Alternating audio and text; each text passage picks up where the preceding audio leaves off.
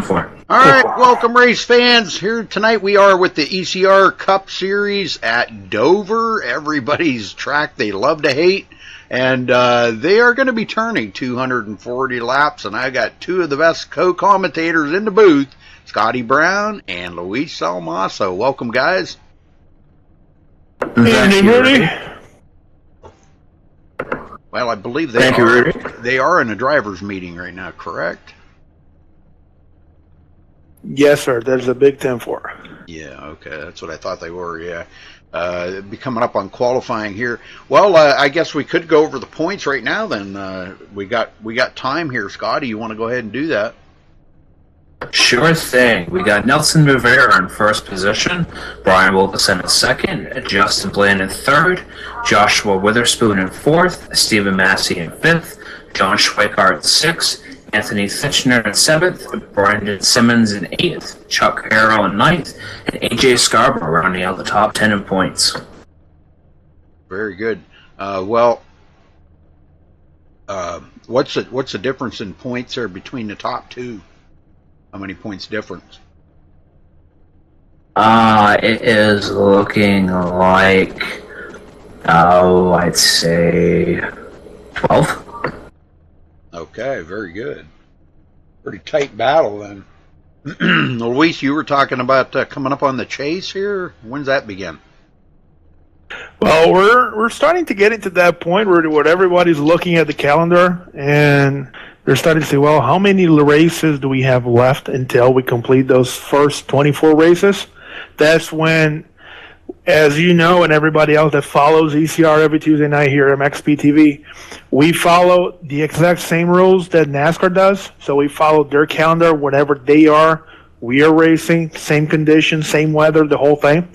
And we're getting close to that point where if you really want to be a part of the chase, if you cannot get a win, you need to start putting together some solid finishes because the top 16 guys, they're going to get a shot to race for the ECR championship this year. We have a couple of guys that are already qualified because they have wins.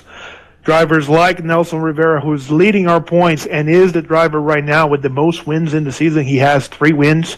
Brian Wilderson has 2. Justin Bland has 1. John Schweikart has 2. AJ Scarborough has a win. And I was lucky enough to have a win in Talladega. So all the drivers who have a win right now, they are guaranteed to be in the top 16 for the chase. And then you have guys that have been extremely consistent, like the 79 of Joshua Witherspoon, the 32 of Brandon Simmons. Chuck Harrell has been running top 10s all season long. Chris Turcois always finding a way to get to the finish. Stephen Massey knocking on the door several times to get a win. And, of course, the 87 of Anthony Fitchner, who's been on a tear the past couple of weeks, collecting top 5 after top 5. Pretty sure those two guys are due for a win before the qualifying part for the chase ends. Sorry. I'm going to say you mentioned Stephen Massey, and he moved up 2 positions from last week's race. He moved from 7th to 5th in points.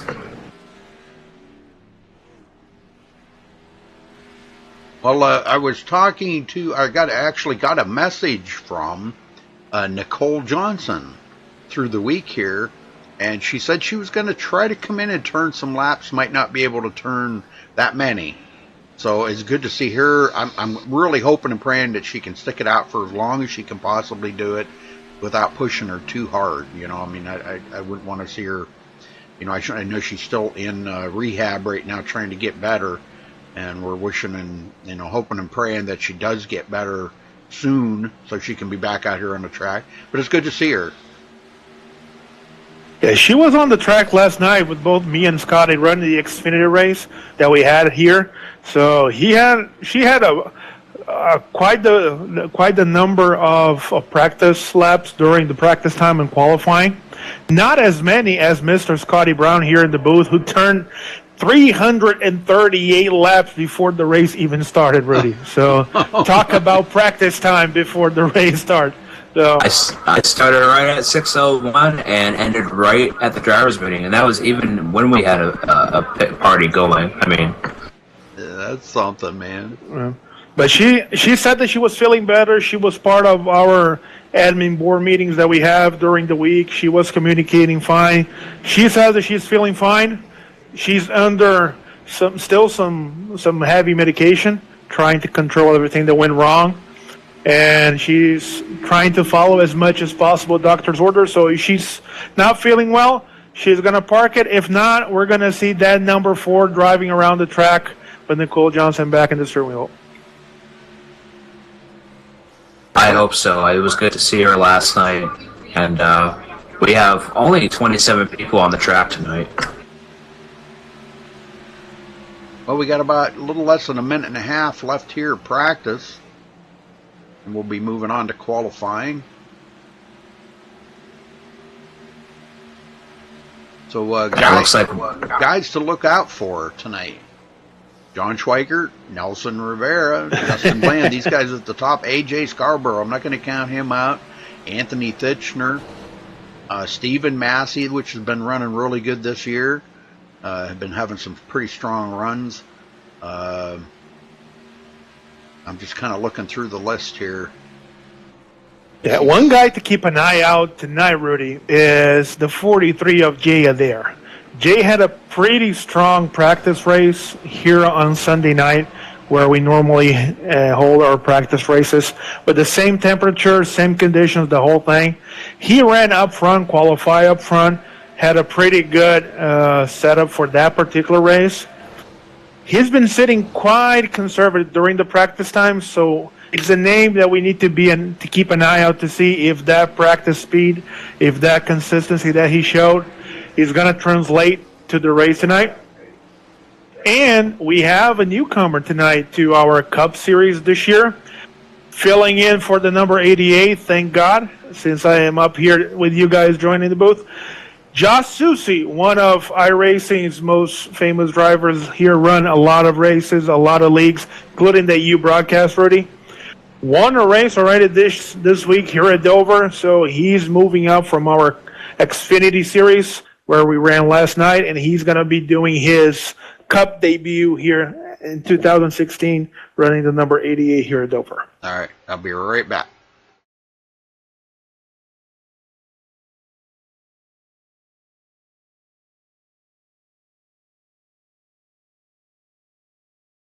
We take you down onto the track for our opening ceremonies. Ladies and gentlemen, please rise. Please remove your hats. Oh, say, can you see by the dawn's early light what so proudly we hailed at the twilight's last gleaming, whose broad stripes and bright stars through the perilous fight o'er the ramparts we watched were so gallantly streaming, and the rocket's red glare, the bombs bursting in air, gave proof through the night that our flag was still there. Oh, say, does that star-spangled banner yet wave o'er the land of the free and the home of the brave?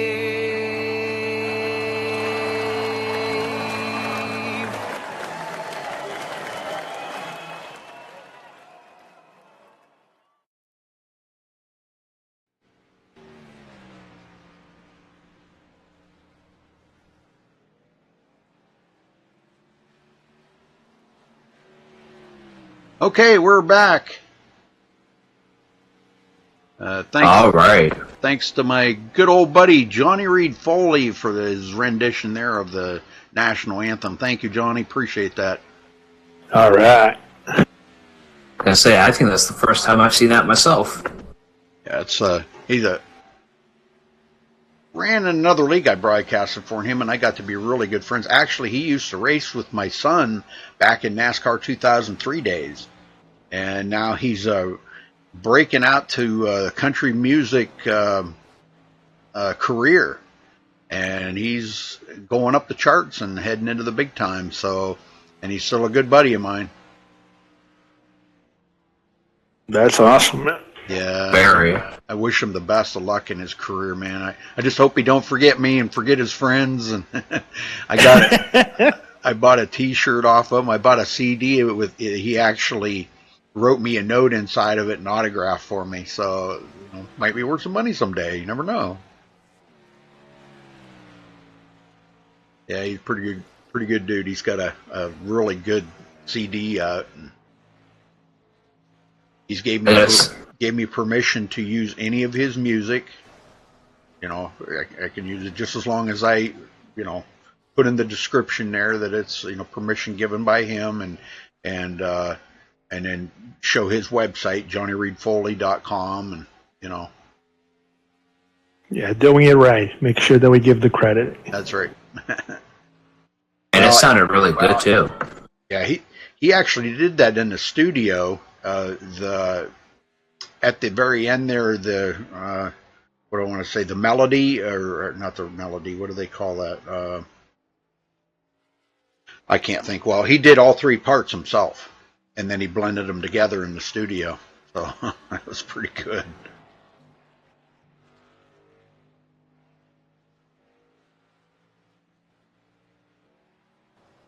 Well, Schweikert taking the pole, that's really not a surprise to me. I don't know about you guys.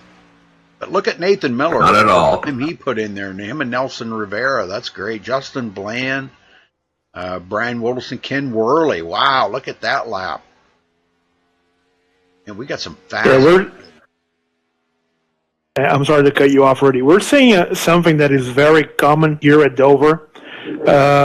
Not everybody wants or is in a hurry to start the race way up front. So a lot of drivers, almost thirds of the field tonight, electing not to put a qualify lap, trying to start in the back, trying to avoid problems. So that's going to be interesting to see a lot of guys deciding not to qualify. And they may see this strategy to start in the back kind of backfired once iRacing put everything in order and assigned them their own starting positions. They might find themselves actually starting right in the middle of the pack. So yeah. Not sure if that's what they had in mind when they decided not to qualify. That is true. Very true, Luis. And we only have about half the cars that running here tonight that we had last night during the Xfinity, so this ought to be some really tight racing, especially with open setups. Yeah, last night we had around 40 drivers starting the race, Wow. a full field for our Xfinity group, and we went unbroken after we did the whole NASCAR Dash for Cash scenario like they do in real life. So we did it again in our Xfinity series. So they ran 20 laps with a 10-lap caution period, another 20 laps with another 10 caution period, and then we went 80 laps straight with no caution. Man. At times, and this is not, I'm not kidding around, Rudy, we had a scenario at one point where we had a 4-wide situation coming out of turn 4. Jeez, oh man, this is not a good track for that. Because guys did it, a couple guys stayed out, so guys were a lap down. We had all sorts of scenarios playing out at the same time. And eventually we had the leader in the middle of a 10-15 car group just trying to make his way around and everybody trying to get as much as they could. So it was pretty intense. If you guys can and want to watch, search for our broadcasting partner for our Xfinity races at ARAN. Awesome job last night by Jeremy Rubin. Very awesome. Yeah, it was definitely, he must have been enjoying himself up there in that booth watching that race. I know if it was me, if that was the truck race, which I hope tomorrow night it goes that well, it's going to be very exciting.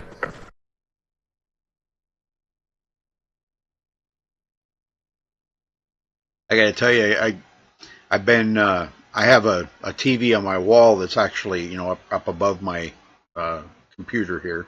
It's a big screen, flat screen, and I've been going back and watching these up on that big screen TV like the next day. Wow, is that ever amazing? Because you can, if you use Google Chrome, see, you can. They have that, what they call it, Chromecast or something. You can cast it to a TV that's nearby in your Wi-Fi. That is so cool. They have the same thing if you have a Android-based phone. If you have a Blu-ray player, a bunch of the new Sony Blu-ray players have a second screen, so you can second screen your phone to your TV. Yeah, isn't that something? Technology. In stereo. They're about done qualifying here. Probably about 30 seconds left, I assume. Well, that 10 minutes went by pretty fast. It's going to be interesting here. Honestly, I think Brian Wilderson's going to play it out like he did last night, kind of ease back and hold back and really push it in the last half of the race. Well, how about if I'll run down through the first 10, and Scotty, you can do the second 10, and we'll let Luis pick up the last. Sound forward. Sound good, Luis? Yes, sir. All right.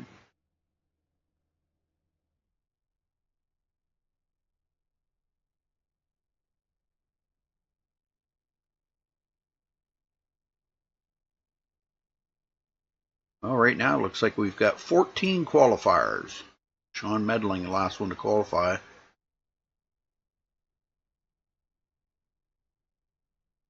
And Nicole Johnson in there. Yay! Hope she runs well tonight. I say she ran really well last night, and I know she loves to run cups, so let's definitely watch out for her tonight as she makes her way back. Yeah, Rudy, we have a request from the guys in the track just to make sure that if we can, or the broadcast, I'm pretty sure you do that all the time. We have a couple of guys running, like we did a couple of weeks ago, some special paint schemes. So trying to make sure that we can show them on the broadcast booth. So we have guys that normally run one thing, they are running special paint schemes like the number 1, the 77, the 87. They all have different colors tonight. Yeah, well, what I've done is I've actually went and restarted, shut Trading Paints off and restarted it. So, and I just refreshed again for like about the 5th or 6th time. So we should be good. Should be good. Okay, here we go. John Schweikert on the pole with a 22.545. Congratulations to John for grabbing the pole. Justin Bland will be starting on the outside of the front row in second. Nelson Rivera in third. Thomas Lattimore fourth. Nathan Miller starting fifth. Josh Witherspoon in sixth. Brian Wilderson starting seventh. Ken Worley eighth. Anthony Thitchner ninth. And Michael Leiby rounding out the top 10 there. Scotty? All right, number 11, you got Stephen Massey. Number 12, Tony DeGennaro in spot 13, Michael Kenner. 14, Sean Medling. 15, Josh Susi. 15th, Brandon Simmons. 16th, Michael Guidry. 17th, Jay Adair. 18th, Chris Steele. 19th, Douglas Hess. And running out 20th, Chuck Harrow.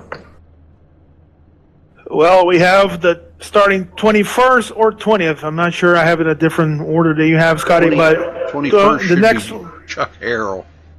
All right, 21st, Chuck Harrow, 22, A.J. Scarborough, 23rd, Pat Roche, 24th, Nicole Johnson. Welcome back, Nicole.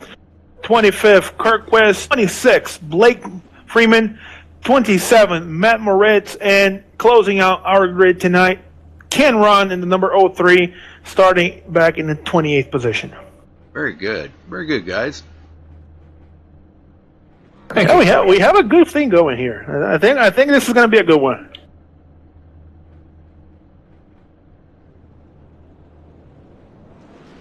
All right, here we go.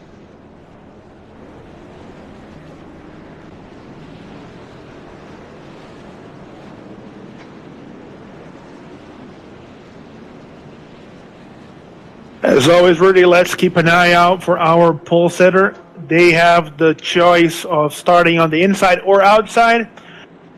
Chances are we're going to see a lot of guys starting on the inside because that turn number 1, you can pretty much flat-foot it after a restart. So starting on the inside will give guys a lot of speed and a lot of advantage, especially if they can get a pretty good jump.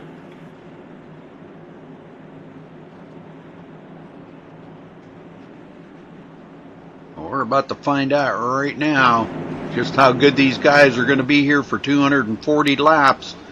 The pace car heads into pit road. John Schweiker. It looks like he's going to wait till he comes out of the turn before he gets on that. No, he's not. He's going. And we have a green flag. Green, green, green. Good job. Boy, look at that. Man, he just like shot out of a gun right there. And Nelson Rivera is showing up right behind him. He was sitting right behind him and Justin Bland, and he took advantage of that. Coming around here to lead the very first lap of the race, John Schweiker will take the lead. And Nelson Rivera starting to close that gap on him a little bit now. About 0.4 of a second behind him. A couple guys started way in the pits, Rudy. The 43 of Jay Adair and the 31 of Doug Hess. So they are already 1 lap behind. Joining the track right now, starting the race from the pits. I seen that, yeah. And Blake Freeman did not he did not start. Blake's actually in the booth during race control with us. So he'll be calling the race from our ACR booth. Nathan Miller in 4th, Thomas Lattimore 5th, and Brian Wilderson 6th place. And as you see, these guys are all running single file. They're not trying to double up. I think they're just really trying to see what their cars can do. It's a very long race here tonight, and hopefully their setups can play it all the way to the end. Absolutely.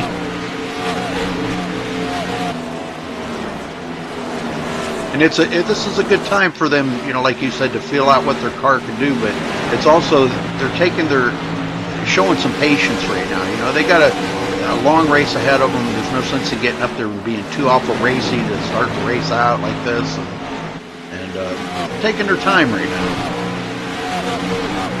Well, Schweikart isn't. He's pulling away. I mean, Nelson Rivera is doing all he can to catch up. He's now 0.6 of the car, 0.6 behind him. He's closing it very little, but he seems to be pulling back every time they go around.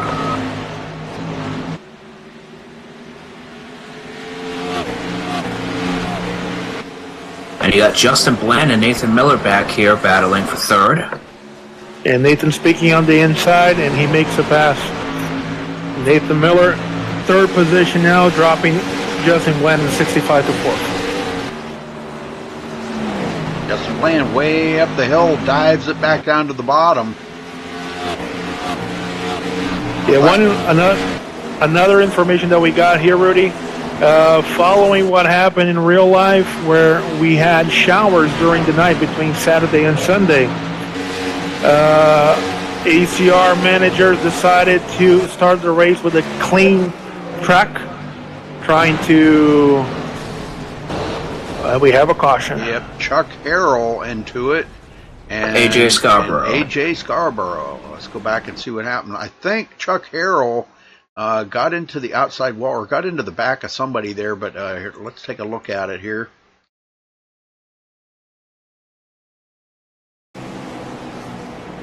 Whoa, it was actually in front of Chuck. Right. The number 14 of Michael Guidry, he got loose coming out of 3 and 4, lost the car and shot to the outside wall in front of Chuck. Yeah, I'm looking at it here. Yeah, actually Guidry went by him, and that's when the car just, it just shot to the outside wall. That was wild. It was, I don't know if he just hit the throttle a little bit too hard or something, but boy, it got extremely loose and went right to the outside wall. So that's tough braking. And Chuck Harrell comes down the hill right in front of AJ Scarborough and collects both of them. So Guidry going to continue on, but Chuck Harrell and AJ, lots of damage. I gotta say, I think AJ got the worst of it out of everything. Yeah, they are very loud here on the radio, Rudy. Not pleased with the move, but Michael Guidry already came on the microphone saying that it was his fault. He got loose when they come back because he was running a different line. With the track being very slick, no rubber, he just got loose on the exit of turn 4 and ended up in the wall. So both AJ and Chuck has absolutely nothing to do with that. We're just passengers. Well, we got a brand new leader out here, Nicole Johnson. Let's see if she's going to stay out long enough to lead a lap here. Good to see her back out on the track. Man.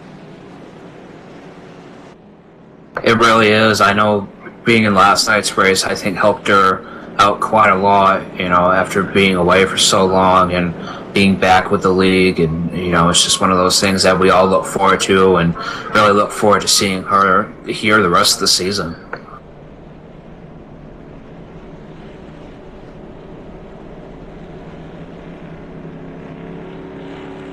Yeah, apparently she's going to stay on the track, Rudy, and because she was a lap down, I'm sorry, she was not a lap down. But a couple of guys being a lap down and a lot of guys pitting, staying on the track with just a couple of laps on the tires, not a bad thing. We just need to see if she's going to elect to stay where she is or if she just collected a point and then she's going to make her way to the pit under yellow. Even if she has to restart on the back, she's kind of safe back there. Absolutely, yeah. Yeah, because right now we've got 3 on pit road already. Michael Guidry, Chuck Harrell, and AJ Scarborough with damage. And I think they're getting that assessed right now to see if them guys are going to be able to get back out. They probably won't for a little while. We may see them later on in the race. There'll be many laps down. But, boy, tough break for them 3 already in this race.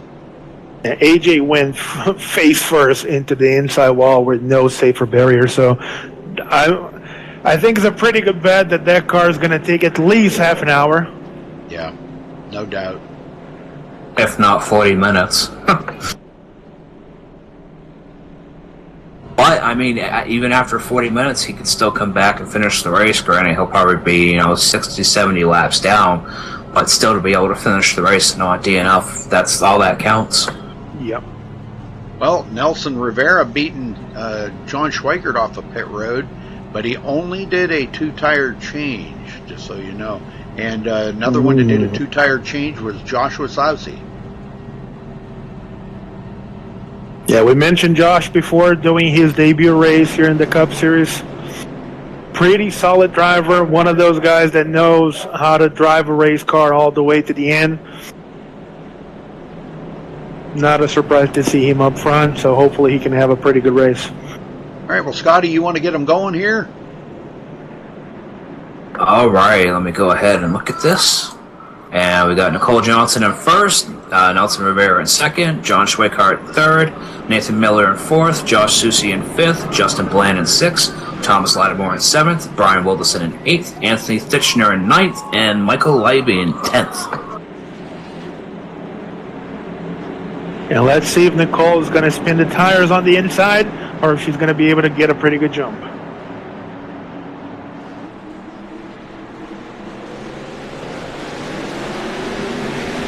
Oh, she did spin him a little bit there. Nelson Rivera will lead that lap.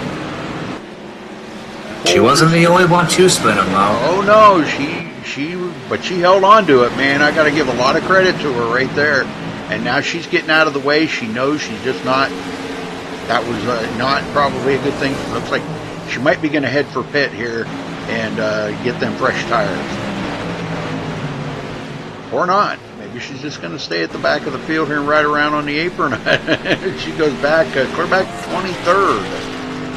And we got another brand new leader, Nathan Miller.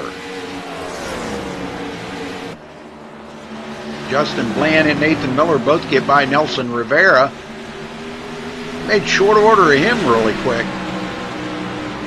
You see, Nelson Rivera led a lot of laps here last night in Xfinity, so it's I'm not shocked to see him up front here tonight in Cup. Well, John Schwaker back and forth is starting to reel them guys up, but he kind of checked up there a little bit, not sure, kind of was behind Nicole, and he wasn't sure what was going to happen there, so he kind of checked up, and that cost him a little bit of track time, but he's making up the time right now. Brian Wilson, another one that kind of checked up on that too, goes into 5th. Thomas Lattimore 6th, and Josh Sousey went all the way back to 7th on that restart. And just to mention that Josh Sousey is driving the 88. He's filling in for Louise here tonight since he's up here in the booth with us. And hopefully he can run the hell out of that car like Louise usually does. There you go. Hey, man, we have a pretty good track record of guys filling in for the 88. Remember a couple of weeks ago when we had Nathan Miller driving 2 races for us? He won Bristol and finished 2nd at Richmond. So I'm not sure if that car is luckier when someone else is driving. I don't know. Well, I gotta ask this question, and I may be a little bit biased here because I like Nathan Miller a lot. He's a really good driver. What's your impressions here, Luis, of Nathan Miller? I know he drove for you there for a couple of weeks when you were away on vacation, or visiting family. And what do you think? What was your first impression after witnessing his driving abilities? Rudy, you have a couple of guys in iRacing that you have 2 type of drivers. You have those guys that are very technically sound, and the guy knows exactly how to drive, how to control it, how to adjust cars, work really well with setups. And you have those guys that normally go in, don't really care about setup, they just can wheel the hell out of whatever they're driving. Either a Gen 6, an Xfinity truck, Indy cars, no matter what it is.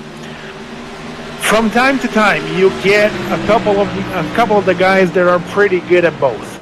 They can tune their cars exactly how they want, or if they get a fixed setup, they know how to adjust their driving style to fit that particular setup and drive extremely fast for a long time.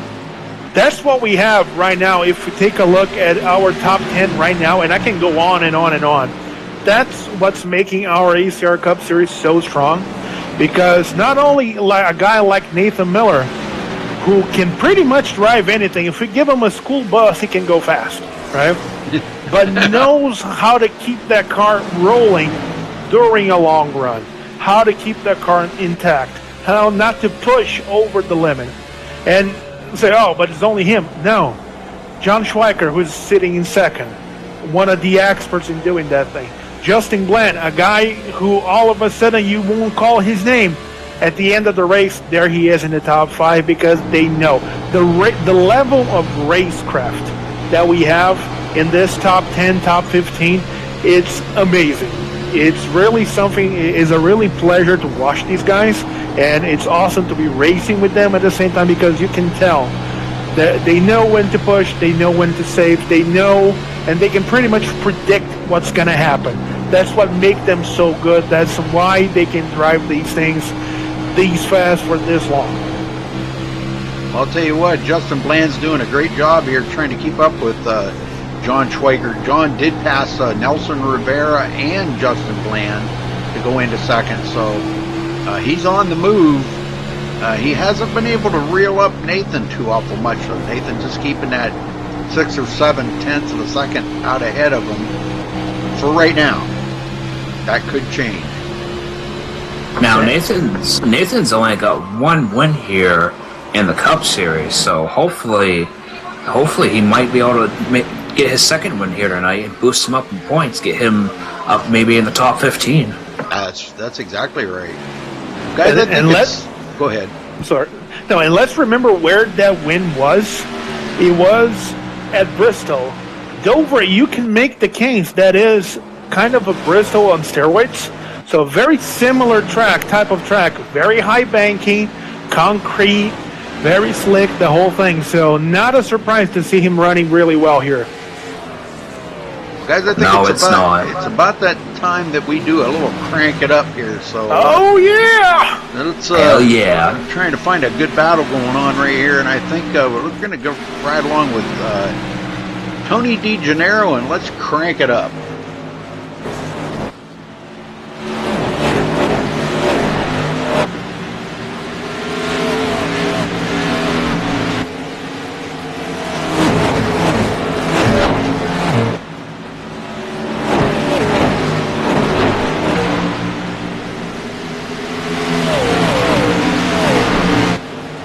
Tony DeGennaro in the top 10.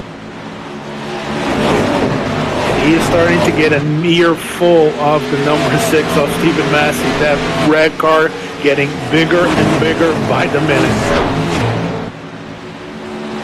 Yes, it is. And right now, as you see, Tony DeGennaro is 7.5 seconds behind the leader, and he's just slowly pulling away. Nathan's just fast. I mean, I don't know where he came from or what racing school he went to, but that guy is really fast no matter what you give him. As you said, give him a bus, give him a car. You know, I'd really like to see him race a bus here at Dover. That would be comical. Well, Stephen Massey did get by Tony DeGennaro, like you said, Luis. And now Ken Worley's coming up on Tony DeGennaro, and I think he's looking for a way to possibly make a pass there, but up front here, John Schwager has closed that gap big time here, now down to 0.3 of a second on Nathan Miller, and these guys have pulled away from Justin Bland, third place, by 1.5 seconds. And Rudy, if we take a look, talking about a halfway battle, for the past 5 or 6 laps, Anthony Titchener and Josh Susie are trading blows. They're going door to door. One passed the other. Anthony came by and passed Josh on the inside of turn 1 and 2. 2 laps ago, Josh came back and passed Anthony on the inside of 3 and 4, and they're bringing with them the 55 of Michael Leiby. That's another one very, very intense battle between those two drivers. Yes, it is. Yes, it is. Oh, Anthony Titchener just took it way up the hill. We have a caution.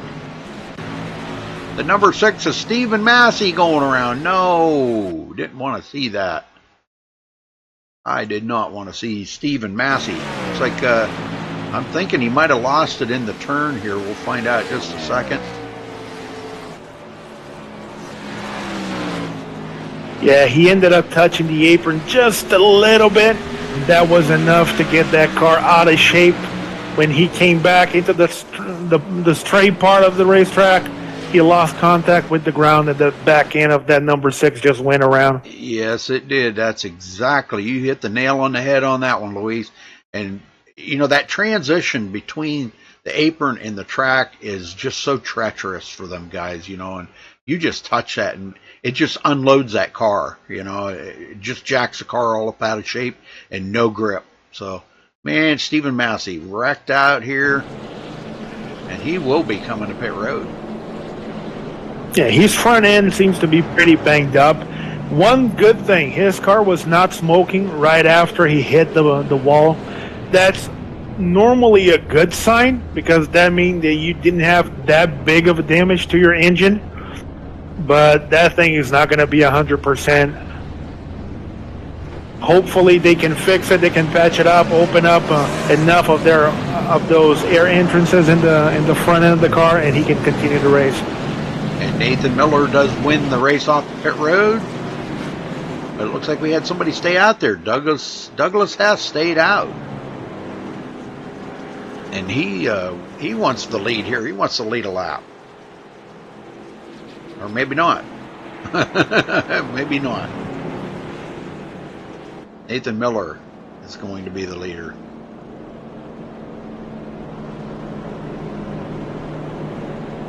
He beat Schweikert off pit road. Had quite a bit, about 0.6 of a second faster pit stop than John did. And I think we talked to John about this before, Luis. I know Anthony's had trouble with his pit crew, and you know, I think he fired them all and got all brand new ones. But but John Schweikert might have to have a little heart to heart with his pit crew and see if they can't get him off pit road a little quicker. He's 0.6 slower than Nathan Miller, and quite a bit slower than a lot of people out there. Yeah, if you don't hit, especially here at Dover, if you don't hit, it's a very, very slow pit entrance, Rudy. they're going at 35 miles an hour. So you're basically stopping to get on that pit road. Sometimes when guys are used to driving at 55, 65, you lose a little bit of that touch with how fast you need to go in, when do you need to brake, how soon do you need to do it. So sometimes they might take a while for a couple of these guys to get back into the groove of exactly when they need to stop and not lose that much time going in and out of pit road.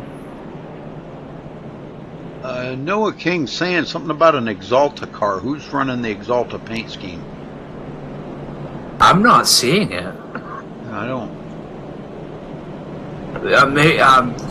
Noah King mentioned that it looks similar, but it may just be a similar color, because I looked all through the cars and refreshed turning paints twice, and I could not find it. I'm looking through here too, and I don't. No, we don't. We don't have anybody on that particular one. One car that might be, depending on how you look at it, might be similar, is the 95 of Kirkquist. Has a little bit of those trends. Yeah, he's running Gatorade. Gatorade. Yeah, I don't know. Yeah, if he can give us a shout out. What number? If you can take a look at the number, let us know. We'll try to pinpoint exactly what car it is. Give a pretty good show. Give a close up. He said he'll look for it while he's watching. All right. Okay, we're about to go back green here, and Luis, you want to get him going here, brother? Yes, sir. All right, boys and girls. Nathan Miller starting on the inside, followed by John Schweiker, Justin Glenn, Nelson Rivera, Thomas Lattimore, and Brian Wilderson. Nathan electing to restart on the inside. Let's see if he will not spin his tires. Just pitted, so it must be fresh. And he is gone, wasting no time accelerating. One car that didn't go is the 87 of Anthony Ditcher. He's holding everybody back. Boy, he sure did hold that bottom line up there quite a bit.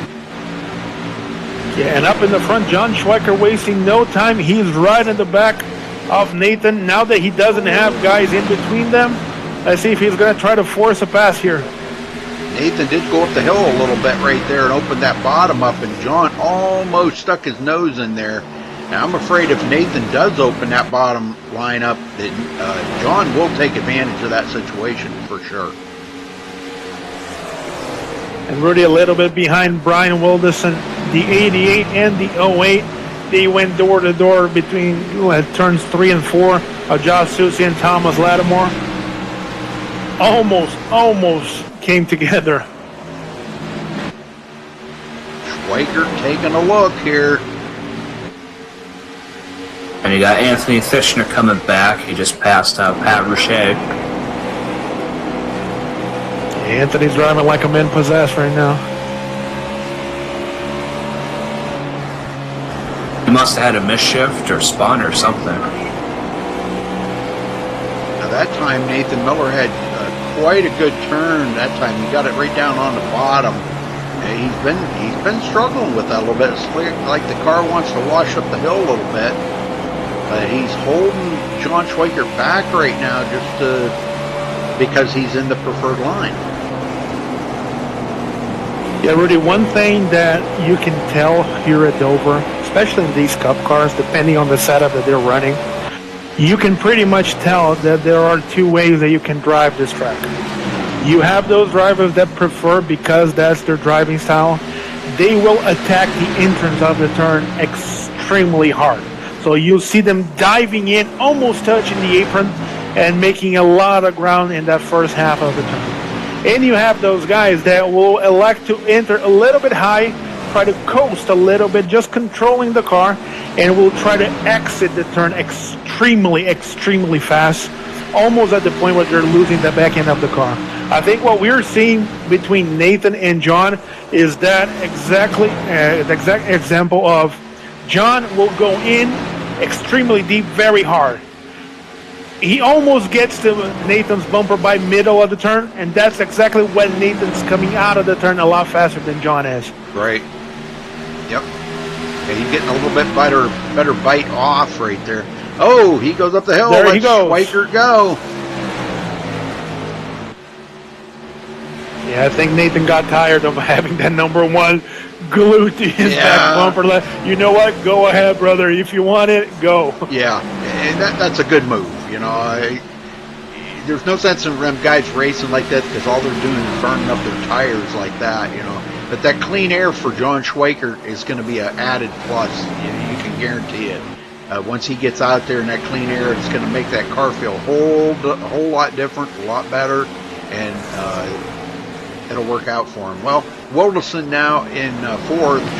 Joshua Sousey passing Justin Bland goes into the top 5. So he's doing the number 88 pretty good justice here tonight, Luis. And Joshua comes. Whoa, we have 2 guys getting together. The 60. Oh, there you go. I've seen that. Oh. And we're going to have a big lot wreck. of them. Big wreck. We got the 08, the 87, and there was a third car. The 22 of Tony DeGeneres couldn't stop. Let's take a look at this here. Sousey just got done passing Justin Bland. And along comes the 08 of Thomas Lattimore. Boy, he drove it in there really hard. Hooks it off of the bumper. Anthony Thitchner tries to get by on the outside, but no dice. He gets collected by Thomas Lattimore. Tough break for both of those guys. And Justin Bland just sits back. He's like, whoa, man, did I just get hammered there? What happened? I don't think he realized what happened right there. He just come to a complete stop right there on the bottom.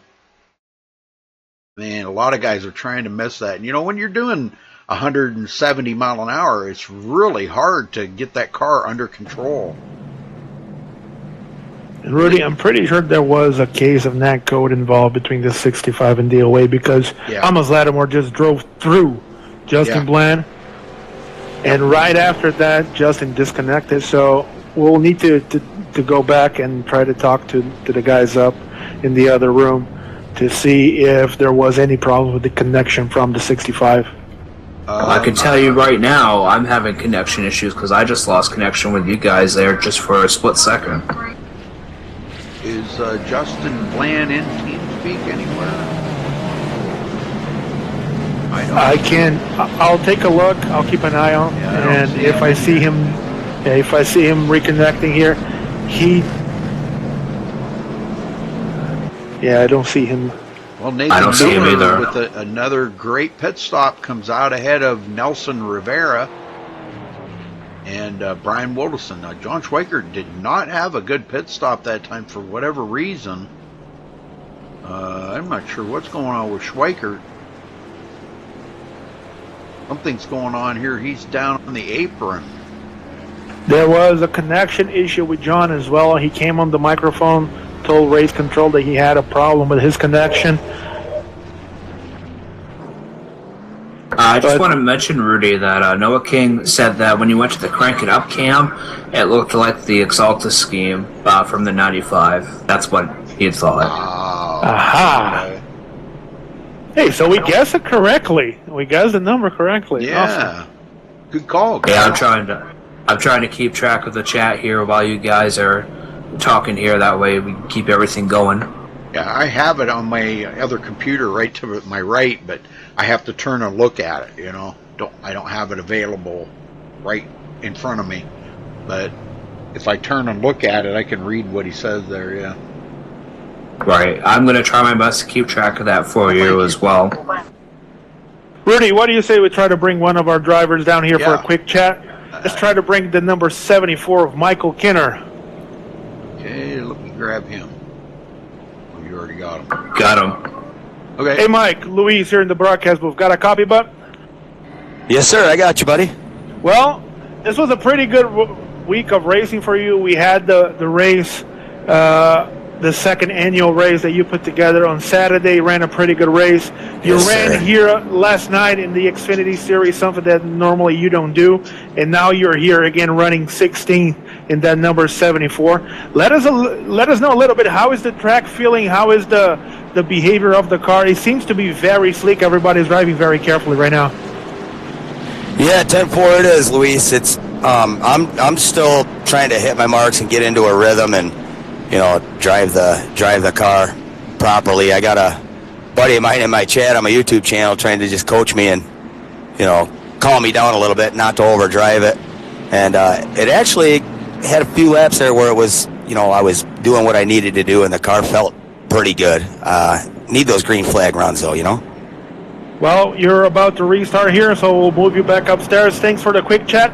Hopefully you'll find those marks, and who knows, maybe that 74 is going to be up front, and we'll have a chance to talk to you later. Have a good one, bud. All right, thanks, buddy. You guys have fun up there, man. Appreciate it. See you, Mike. See you, Rudy. Good luck. Thank you, sir. All right, here we go. Nathan Miller on the start. On the bottom here, he's going to be starting with Brian Wilson right behind him. On his outside, Nelson Rivera. Pace car's in, and he'd waste no time getting on that loud pedal. Green flag is out. And boy, look at the jump he got on Nelson Rivera. Nelson has been extremely strong. He's been right up here in the top 3 or 4 all race long. And look who's sitting in third. Come on, 88. Yeah, just kind of makes your eyes water looking at it, don't it?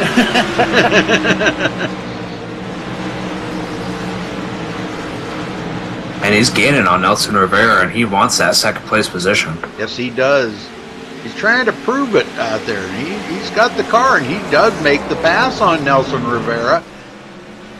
And that was a very smooth pass by him, going in on the inside like that. Rudy, I need to stop telling these guys they have fun when they're driving my car. I don't know. I think they're having way too much fun. Nathan comes around, win a race, finish second. Josh now comes around, was saying, no, I just want to finish the race, just give you a couple of points. Running second, pretty strong. I think they like that car. Maybe it's I think I'll be out of a job. That's the problem. I know. I think they're going to boo me from the car. Maybe it's got something to do with that number. Who knows? Who knows? Well, it's Dale Earnhardt Jr. number, Well, we're having a better luck than Junior is on real life, that's for sure. I know. He had a bad week this week for him. What we're waiting to see when Brian Wilson's going to make his move a little closer to the front, but he has come up quite a ways here. Started 7th, running in 4th right now, just making good pit stops and getting by a lot of people. Another one that's come up quite a ways is Nicole Johnson. She started in 24th. She's now running in 12th, and she's slowly but surely making her way back up to the top 10. Yes, she is. And Rudy, another driver on the move who started in 8th, dropped a couple of positions, and is now back to the 6th position, is the 99 of Ken Worley. Ken having a very solid race here in the opening laps in this first half, keeping his car clean. Just made a pass when he went around the 66 of Pat Richey. Pretty good race for Ken Worley so far. I got to ask this, Louise, how is it that ECR got that like the cream of the crop here of racers in iRacing?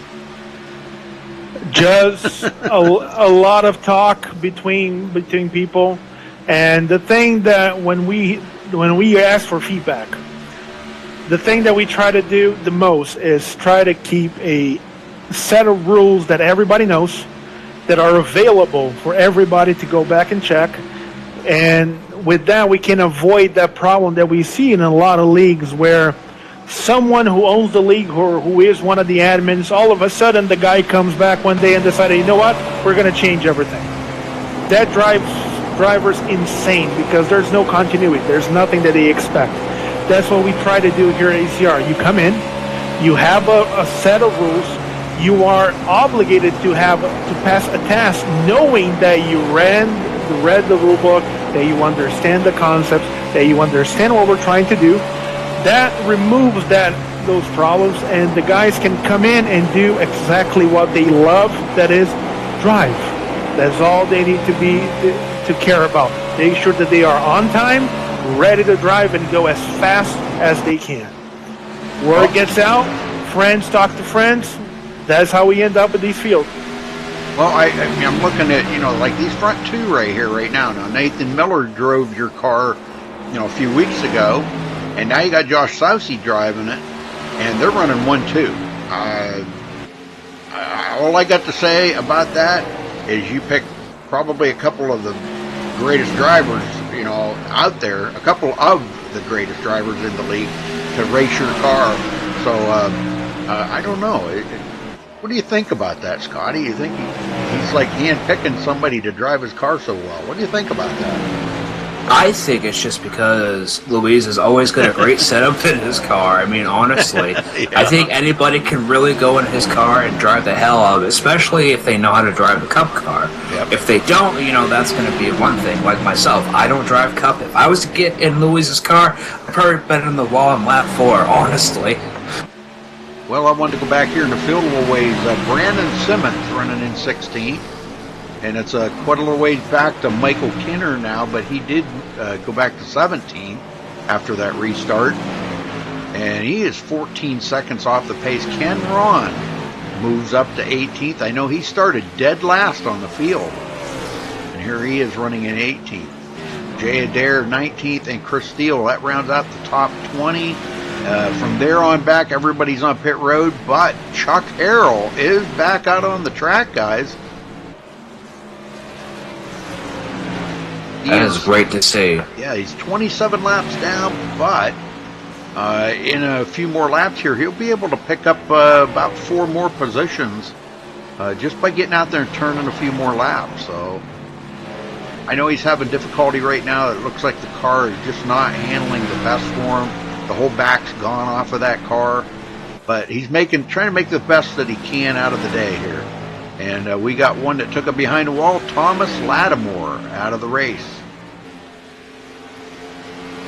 Now, as you were asking Louise earlier about the ECR and everything, what really brought me in as far as wanting to race it, was the rule book. Considering that it's so close, to right on key to NASCAR rules, and these guys that really want to go out there and race, and really good guys, really great drivers, really look for that, especially with a complete simulation like this. Oh yeah, definitely, yeah. It's just, I look at these names, some of the names that are in here. You've got Nathan Miller, Josh Sousey, Nelson Rivera, Brian Wilson, Michael Leiby, Ken Worley, John Schweikert. These guys, Josh Witherspoon. I mean, wow, man, these guys are the rocket ships of iRacing. These guys are the cream of the crop. Some of the cream of the crop. There's a lot of good drivers out there that can drive the heck out of these cars. And, Sousey having a moment there. That's going to cost him a position. He come off the turn and got a little bit squirrely. I think he was pushing it just a tad too hard. Yeah, he's not out into clean air like Nathan Miller is. When he was riding pretty close there. But now Nelson Rivera is going to take up that spot. Well, let's see if he's got anything for Nathan Miller. He did get to lead 1 lap earlier. He stayed out long enough to lead a lap, collected that bonus point. I gotta say, Sousey is trying to close that gap just a hair. He is now 0.8 of a second behind the leader. Yeah, we're starting to get into that moment of a run, Rudy. I think they restarted on lap 51 to 52. We're now with 20 laps under those tires, so things are starting to get very loose. The tires are starting to wear off. The track's picking up heat, so it's getting very, very slick. So might not be the last time that we see one of these front runners lose a little bit of control, lose the car a little bit. And Kurt Quist running in 10th, Nicole Johnson up to 11th. Looking good. I hope she can just hang it out there just as long as she can. I mean, we don't want her to push herself too hard, but man, she's doing really well here. You can't be nothing but proud of her. Now she's come back a long ways, and I'm very glad to see her here and make her way back up. We still got a lot of laps here, so hopefully she can get in the top 5 damn near the end of the race. Yeah. Stephen Massey goes into 12th. Sean Medling in 13th. Douglas Hess 14th. And Brandon Simmons right on his tail. Brandon got a piece of that accident involving Justin Glenn and Thomas Lattimore. They were coming by right in front of him. Tony DeGennaro hit the 87 of Anthony, and Brandon was right behind. He had to check up and ended up hitting the inside wall. Yeah, well, he got by Douglas Hess right there and goes into 14th, dealing with some lap traffic. He does have a little bit of looseness to that car. I've noticed coming out of the turns, a little bit of damage on the front end of it, the left front corner. But other than that, the car looks pretty clean, looks good. I think he might be able to get up there in the top 10 if he keeps working at it. I just want to mention that the last person on lead lap is sitting in 18th, the 03 of Ken Ron, and he is currently 22.166 seconds behind Nathan Miller.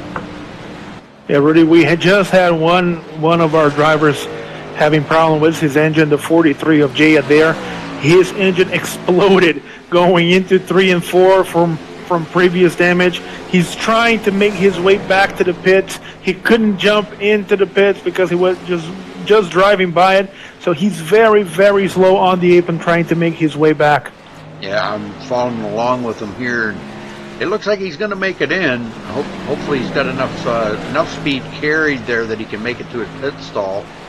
And maybe they can get him work back up there and he can get back out on the track. But it's probably, if the engine has expired, it's probably going to be about a 30-minute wait. Yeah. Tough break for Ken Ron, or Jay Adair, I'm sorry. He started back in the field a ways. I was going to look and see here. He started 18th. Yeah. Oh man. That's the upsetting part. You know, you hate to see good drivers taken out. It looks like A.J. Scarborough re-entering the track. Or he's attempting to. Let me put it that way. And if they go to pit here on green, they do have the possibility with the pit road speeds being only 35 mile an hour. You know, you're going to go at least a lap down, if not 2. So if they do a green flag pit stop, it's really going to put a lot of people behind. Yeah, chances are that if we pit under green, you may lose 2 laps, depending on where you are, considering to the leader. Well, Nathan Miller does have a 8/9 second lead, a 1 second lead now over Nelson Rivera. Nelson just really got loose right there going into the turn. And now Joshua Sousey to the bottom, taking that position back that he lost earlier. I'm telling you what, Luis, that was a good choice right there, Joshua Sousey taking your car. Well, that was more him than me. He asked if anybody had a ride available. I was trying to find someone to fill in on last notice. It was just one of those things that came about with I needed a driver. He was available. Well, I can say that I was pretty lucky. We got a lot of people in chat, hollering for Sousey Nation. So, there's a lot of fans for Joshua Sousey. Let's see if he can get up there and lead 1 lap. I mean, that would be a great point for him. Right now, Nathan Miller is led 67, going on to 68 laps right of this 84-lap race. We're starting to see some green flag pit stops. Pat Roche on pit road. A few guys are making green flag pit stops as we speak. So I'm thinking it might be coming up about that time where these guys might want 4 fresh field goods on that car. Oh, absolutely, absolutely. Fuel-wise, they can go a pretty long way. We had the Xfinity race. We had 80 laps last night under a green flag. So fuel-wise, they might be able to go a very, very long way, very close to 90 to 100 laps. But the tires here, they're coming in. almost very close to completing 40 laps with this set of tires. So we might start to see a lot of guys changing strategy, coming in, taking 4 fresh tires, and coming back out. They're lapping around almost 2 seconds slower than they were at the beginning of the race. So quite the big of an advantage if you can get fresh tires, depending on where you are on the track, get a clean track. You might be able to get a lot of laps back, a lot of speed. Yeah, this kind of reminds me of Charlotte there Saturday for the autism race that the guys were saying that you could run about 30 laps and the tire fall off was atrocious after 30 laps. And, when I talked to John Schweikert there Saturday, he said that that was his plan. He was going to run 35 laps, pit, 35 laps, pit. And I'll tell you what, he held pretty true to that. And we were running fixed sets there too, so that made a huge difference on tire wear. Oh, definitely, yes. Schweikert now back into 6th place, and he's chasing down Michael Livy now for 5th. And that's a guy running a pretty quiet race up until this point. We know Michael can drive the wheels off of any car. Being very consistent, very easygoing, staying around 2 seconds behind Brian Wilderson this entire run. So just trying to keep his car clean, make sure that he's there for the final 40 laps that we're going to have. Wilderson's back up to 4th now. And here goes Schweikert by Michael Livy, and he goes into 5th.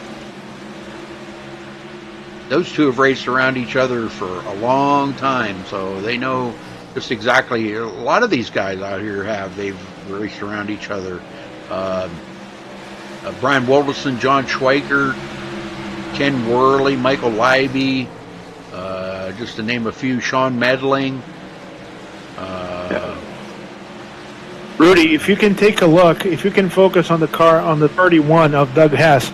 Doug just came out of the pits. Look how faster he is than everybody else in front of him. He's just blowing by guys, and these are the guys who are actually leading the race. Right. Just so that everybody at home can see the difference of 4 fresh tires, what it can make for a car on the track. We're talking about a guy who was running the backhand of the field versus guys who were running up front, but on much older tires. Yeah, and look at and this. He's about to pass the leader. Last night it was making that much of a difference as well as far as the Xfinity. You'd have guys put in at the different times, and just the amount of speed was amazing. Now I'm going to follow his speed here. I know I've seen about 171 on the straightaway. Let's see what he does here. About 172 on the straightaway. Now let's ride along with Nathan Miller and watch how much difference the speed is here. He's really a lot slower in the turn, so he's not getting as much speed coming down. He's barely hitting 170. Barely, for like a split second. So, there's a couple of mile-an-hour difference between him and Nathan Miller right now. That's how much faster he is with them newer tires. And Nathan hasn't bothered to go in yet. Southey's still 1.7 seconds behind Nathan Miller. And Brian Wilderson goes into 3rd. Nelson Rivera 4th. As he got back around John Schweikert. Or no, I'm sorry. I apologize. John Schweikert is in 5th. There was a little bumping on the entrance of pit road there. Between Stephen Massey and the 95, Kurt Quist. Massey comes into pit road.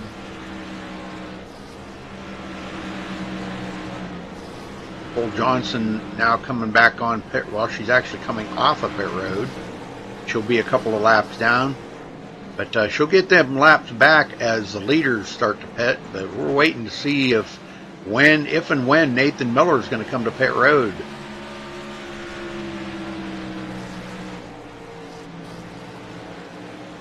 And you guys know, a lot of the really, really good drivers out there map out their pit stops. They figure, okay, I got to make it to this pit stop. There's so much for the driver to do while he's just driving the car. He's got to think about pit stops. He's got to keep an eye on that fuel.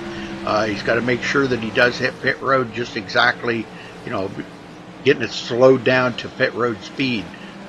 Paying attention to the relative there and watch and see where all his teammates are. Where all his opponents are, I should say. And so there's just so much for the driver to do in the car. And that's how Brian Wilderson played it out last night. And, Nathan Miller was out front for half the race, and then Brian Wilderson took the other half, just because of that timing.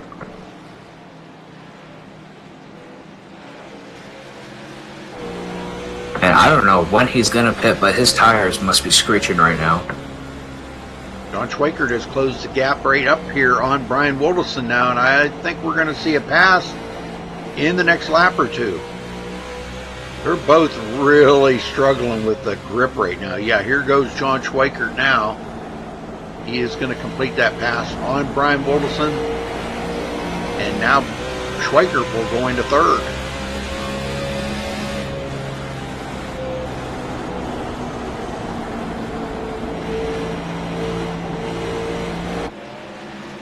And we are now on lap 102 of 240. Still 138 laps here to go.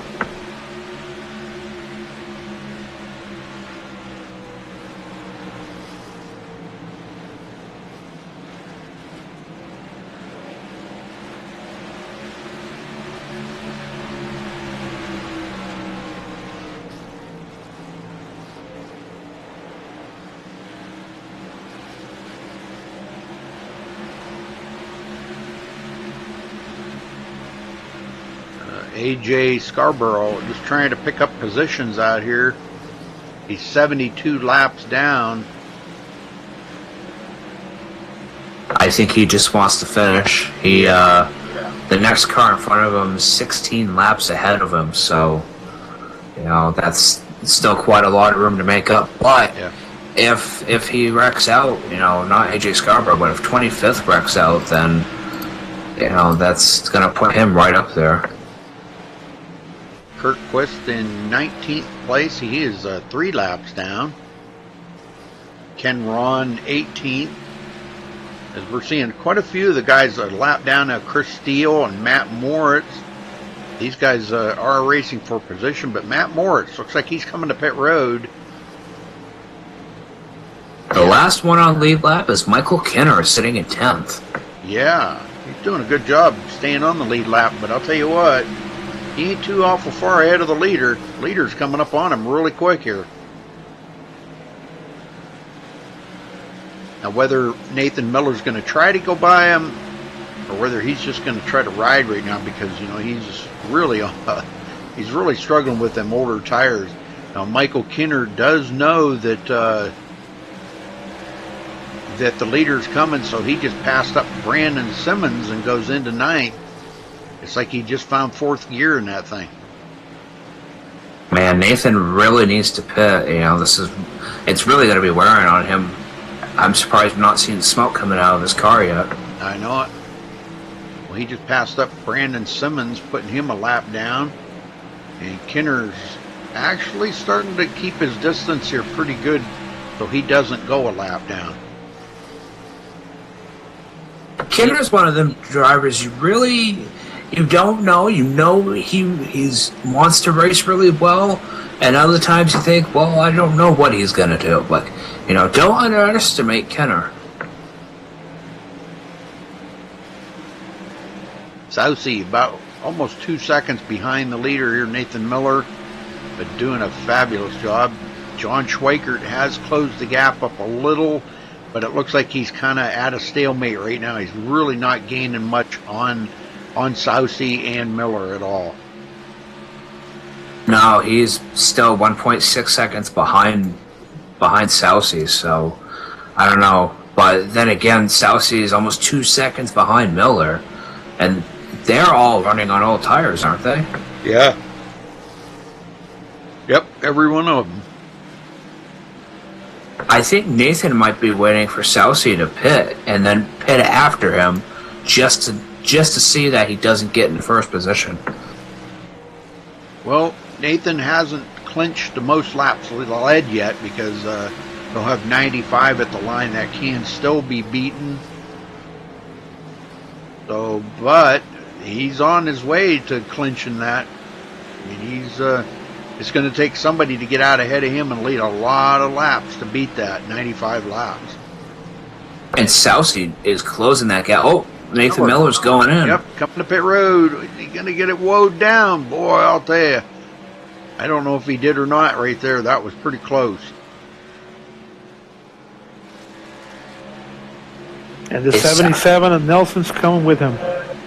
Yep, Joshua. It showed him. And Michael Live in the 55. Sorry about that. It showed him going 38 as he entered. He might have got a black flag for that. Yeah, he might have.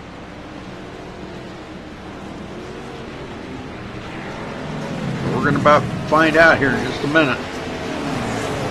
Rudy, 88 of Josh Saucy, also on the pits. Together with him, the 74 of Michael Kinner. Yep, Saucy stayed out just long enough to lead a lap. That gives the lead up to John Schweikert again. Nathan Miller back out on the track. Did not get a black flag for speeding. Man, that's great. But he's unfortunately a lap down now, sitting in 2 laps down, sitting in 5th. Yeah, it's actually 1 lap. It kind of messes up. It goes by the timing loop. Now, when he comes around, crosses the line, it'll show him 1 lap down. Ah, okay. Yeah, it's in the timing loop right there, but there it goes. And he's moving and he's up. Back in 3rd. Yeah, he's back up in 3rd, and everybody's still waiting for John Schweikert to pit, and that'll put a lot of these guys back on the lead lap. Chris Steele could possibly be staying out long enough to lead a lap here. Now, we've seen Chris run excellent last week, and I mean, he was right. What did he finish? 2nd or something? 2nd or 3rd, didn't he? For Steele? Something. He finished 2nd. Yeah. 2nd last week in Kansas. Yeah, man, I thought, he had a great run last week. So maybe out here trying right now to collect a bonus point for leading a lap. It's only him and John Schweikert on the lead lap. But he's back far enough. Rudy, if a caution comes out now, John Schweikert will put the entire field 1 lap down. Yep. I'm going to say my interface. Oh, there he goes, a caution. Well, actually, Chris Steele will still be on the lead lap with him. There should be. And that was Stephen Massey going around.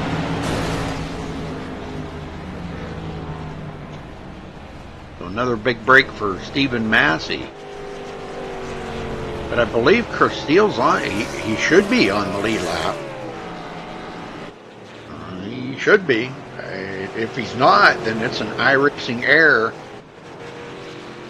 Because I wasn't seeing him on the lead lap either. Yeah, I was, but now it's showing him a lap down. That's weird. The Schweikert Rudy, didn't pass him.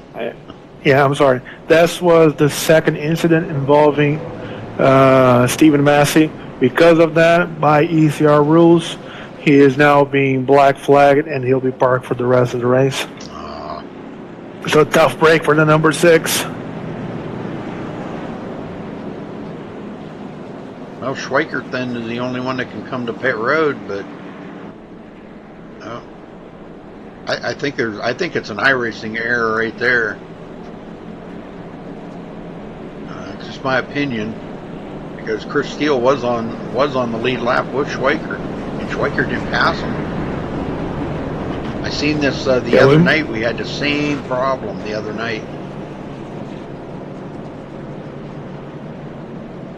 And we wound up, the leader had to drive through pit road to let everybody go by because iRacing put him a whole lap ahead.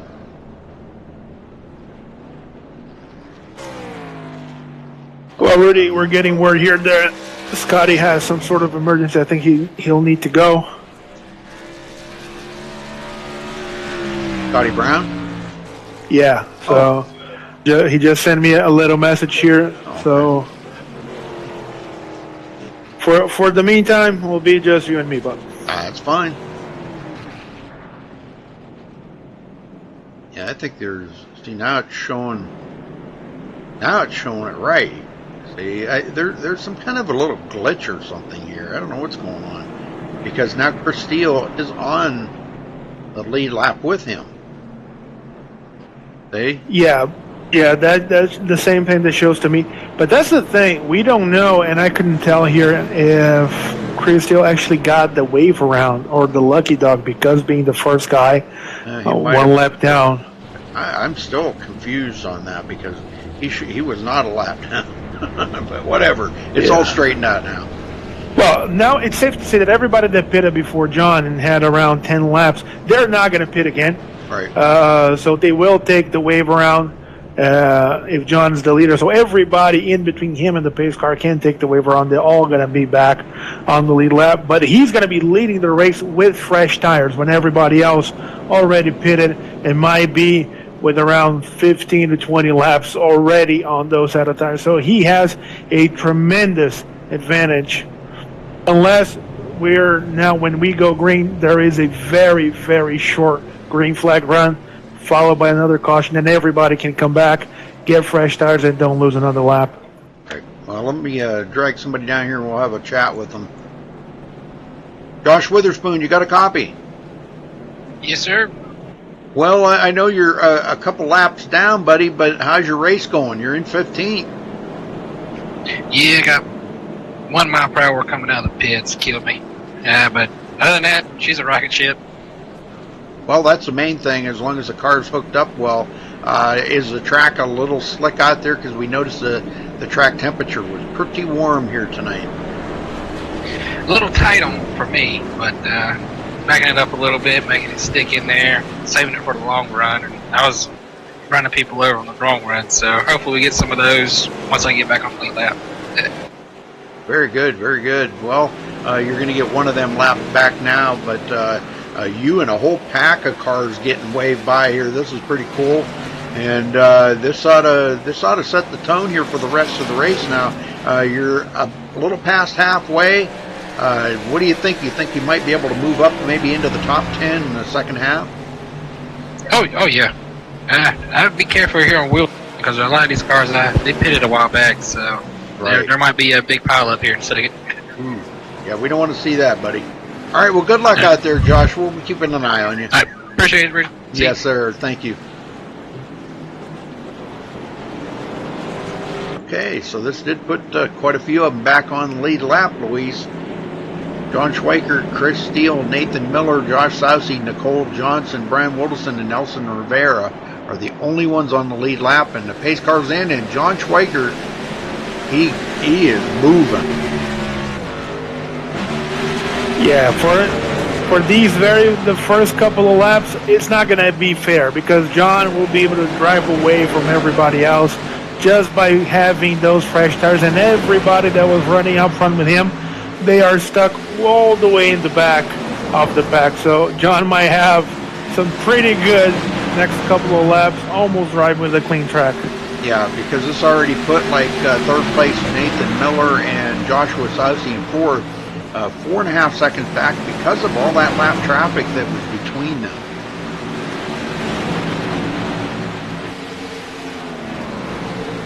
Pat Rouchet, he is the car that is 1 lap down right now and would be the lucky dog if a caution comes out. So let's take a look at the race summary. We've had 4 cautions for 15 laps and 7 different lead changes. And we have a spinner, Rudy. Oh, Michael Leiby getting caught up with Josh Sousey. No! There's your car. Yeah, I think we jinxed him on that one, Rudy. I think we were praising way too much. Yeah. Let's see what happens here. Nathan Miller on the inside. Looks like Sousey almost got into the back of Leiby there. Okay, and he does. He drives right into the back of Michael Leiby going into the turn. both of them going to have some pretty heavy damage on their cars.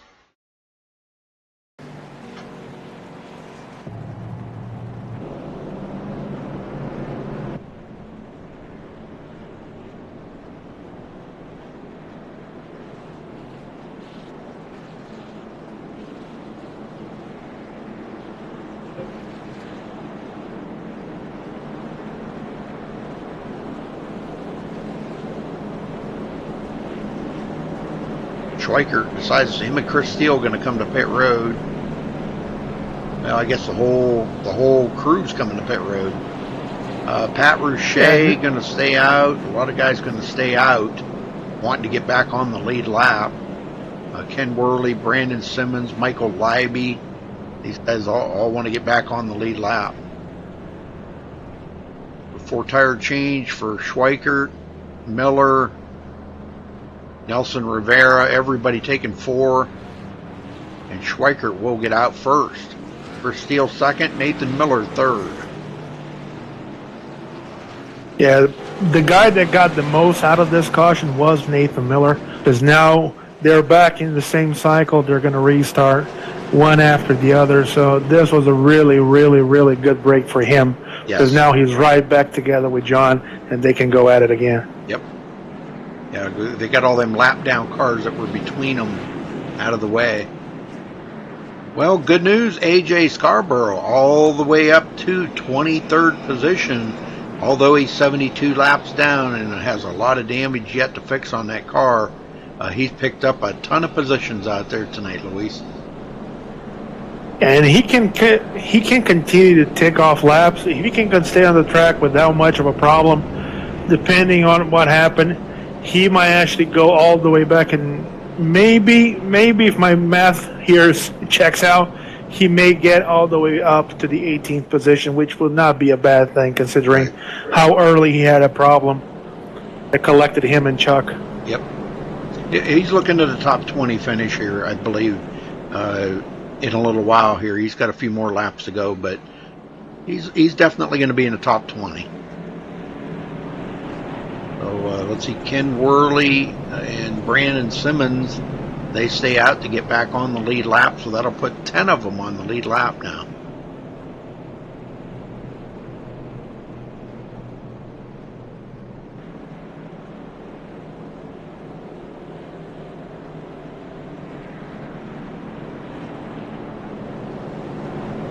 And Rudy was taking a look at Josh Susie's car. His front end is pretty banged up.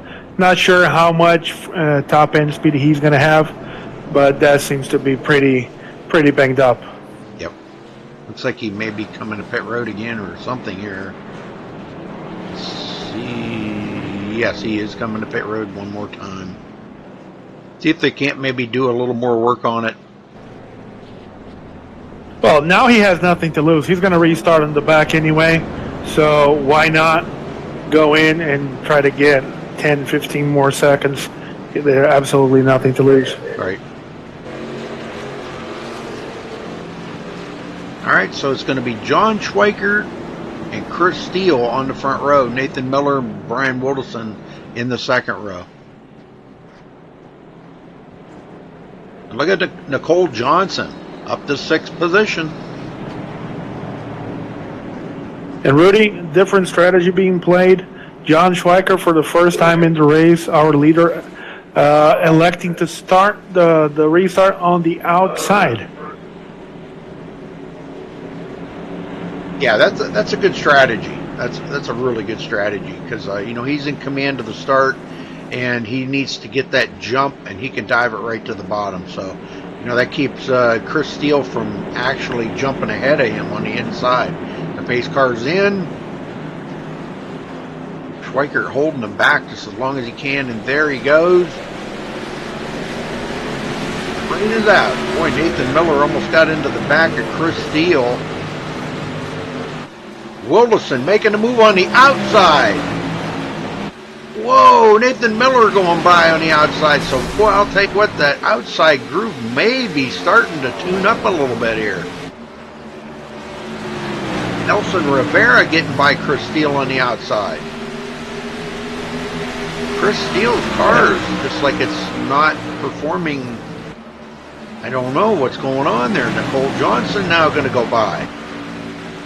Yeah, they're all pinning Chris to the bottom of the track, so he cannot get the exit of the turn the way that he wants to. So by the end of the stretch, when they're coming out of the turn, whoever was coming from the outside, they have a ton of speed coming into the straight. And that it took Chris a long time to get back into full throttle, into the top split. So everybody ended up getting by. He's now starting to make his way back to full speed. But guys, keep coming. Yeah, Pat Roche gets by. And we have another caution. Yep. Uh-oh, this is a big one here. Brandon Simmons involved in it. Let's go see what happened to Brandon.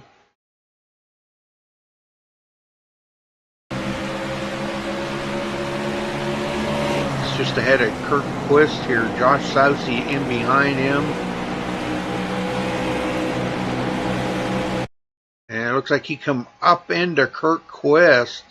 I'm not sure. His spotter might have told him he was clear or something there.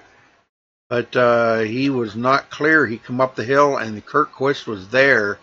And he also collects Josh Sousey and the number 22 of Tony DeGennaro, which was back out on the track after getting damage fixed, and he was 70 laps down. So, yeah, it's going to be a tough break for a lot of these guys. Brian Wilderson showed as the leader now, and that's the first lap he's led today. He stayed out. John Schweiker made his way towards the pits.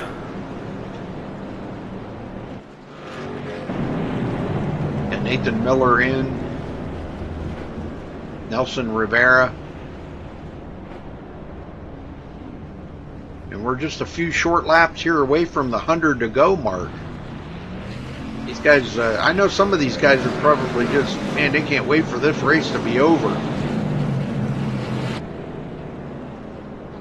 Yeah, but those last 100 laps with the guys that have been racing up in the front, Brian Wilderson, John Schweiker, Nathan Miller, Nelson, Ken Worley, Nicole Johnson. They're all running pretty similar laps, especially on restarts. I think we're in for a pretty good treat over this next 100 laps, Freddie. I don't see. Oh, there she is. Okay, I was going to drag Nicole up here and ask her how she was doing. Nicole Johnson, you got a copy? Hey, Rudy, how are you? Hey, how are you doing, girl? Good to see you. Yeah, thanks. How's the car feeling out there on the track? You're running really well. I mean, we're very proud of the comeback you're making here, and keep up the good hard work out there. Second place right now. Definitely looking like a top 10 here for you today, easily. Well, yeah, I'm slowly getting used to these paddles. I gotta thank my brother-in-law for putting this together, because I didn't know how I was gonna race until he decided to figure this out for me. But yeah, slowly learning and getting better every lap. So we'll see what happens. Well, that's good, man. Whatever you got to do to make it work and for you to get in here. Are you going to be able to make it the rest of the race now? You're coming up on 100 to go. As long as my heart rate stays below 90, I'm good. But if it goes above 90, then they're gonna yell at me. So. Well, now that you're up in the front, that could kind of jack up the heart rate a little bit. Yeah, it's been staying about 79, so keep it in the 80s. I should be all right. Well, that's good. Well, we're glad to see you back, Nicole. Good luck for the rest of the race, and maybe we'll talk to you at the end, okay? All right, thanks, and thanks to everyone for their support and prayers. I appreciate it. Well, we're all still praying for you, girl. Get better, and we want to see you back out here 100%. All right, thanks, guys. Thank you. Wow, what a racer, huh? Well, that's just showing. As long as my heart rate doesn't go up. Well, I'll tell you, that's pure dedication right there. You can't. There's no denying it. That's pure dedication. As sick as she is, and to be there, and you know, still trying to keep her heart rate down, just so she can race. That's dedication. Well, if she behaves the same way that he did when she restarted up in front the last time, let everybody by, made sure that she was safe, the car was good, and she can continue to race to the end, I don't see a problem in this restart as well. So let's see how they behave, Rudy. All right, here we go. Brian Wilderson didn't waste any time. Hello in chat there. I see you said that, what is that, RARL. Hello, how are you?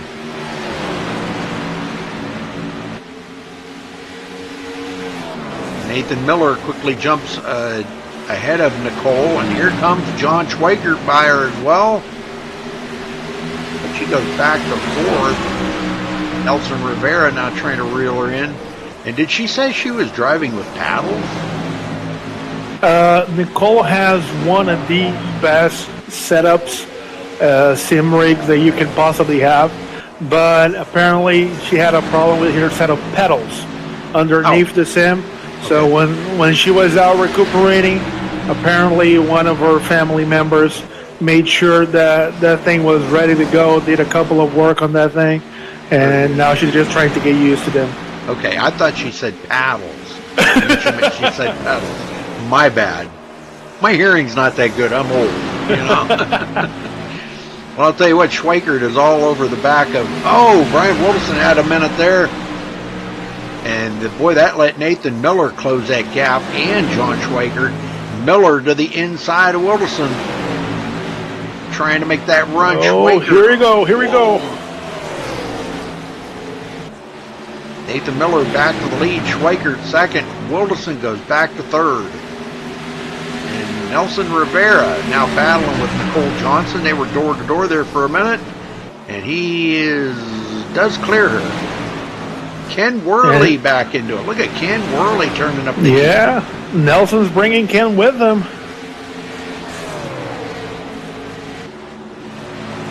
I'm just so proud of Nicole, man. That's really good. Pat Roche. There's another one right there.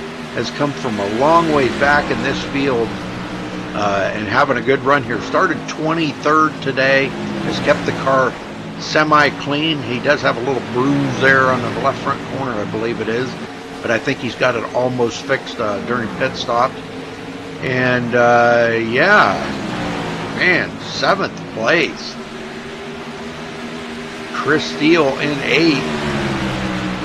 Doug Hess 9th. And Josh Sousey, first car a lap down, so he's still hanging in there. Luis, if he can get back on the lead lap and get some more of that damage fixed up on pit road, I believe he's going to be back in contention here. Yeah, it seems to be moving pretty well right now. So hopefully, if it doesn't start to lose speed as the tires go, it start to deteriorate. He looks to be handling pretty well right now. Yeah, he just passed Chris Steele there. I mean, no, it was like a textbook pass right there. You couldn't ask for a better one. Nathan Miller still out front, still trying to hold off John Schweikert, Brian Wilderson, and Nelson Rivera.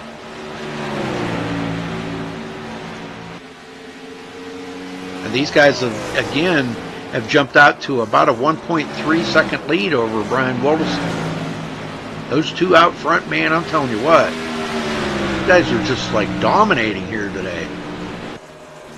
Well, and we've seen these exact position a couple laps ago, Rudy, with Nathan running up front, different line, different way of running the track than John was. That time, John was able to pass Nathan with 5-10 laps into the run. Let's see if Nathan had any adjustments made to his car, if he can pretty much keep the one behind him without having to let him go. And this time by at the line, Nathan Miller will lead 103 laps. Man. Well, I think I think it's about time for a crank it up again. Let's do a crank it up. Oh, yeah. Oh, we have a caution. We have a caution. Are you kidding me? Every time I do that. It never fails. It has never, ever, ever failed. Right there, the number 16, Matt Morris, is the only thing I'm seeing. But that shouldn't have brought a caution.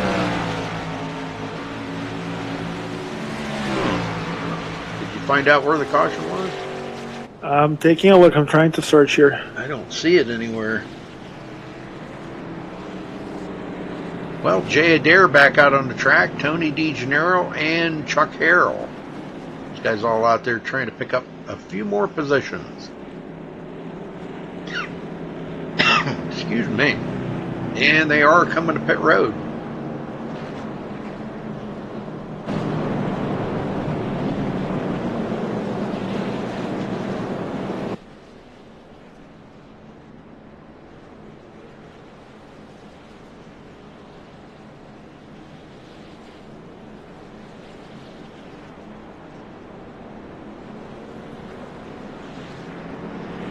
Rudy, we found out what it was. Ken Ron got loose coming into the front stretch, ended up touching the inside wall, and so he wouldn't come back into the middle of the track. He parked the car, made sure that he was safe, everybody could drive around. So that was what brought the caution. Okay. But really, really good job by Ken, making sure that that car was staying at the bottom, that he wouldn't shoot back up the track. Really good job by him, saving that car, saving everybody else. Well, I'm showing Nathan Miller come off pit road first, but I'm not positive whether that is the fact or not. And Josh Sousey stays out. He's going to be back on the lead lap. He did not pit. Now he's going to probably pit.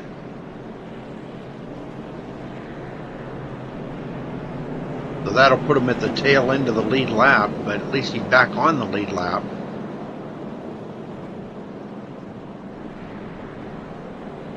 And Nathan Miller, John Schwagert, Nelson Rivera, Ken Worley in fourth place. Nicole Johnson will be fifth. Pat Richey sixth.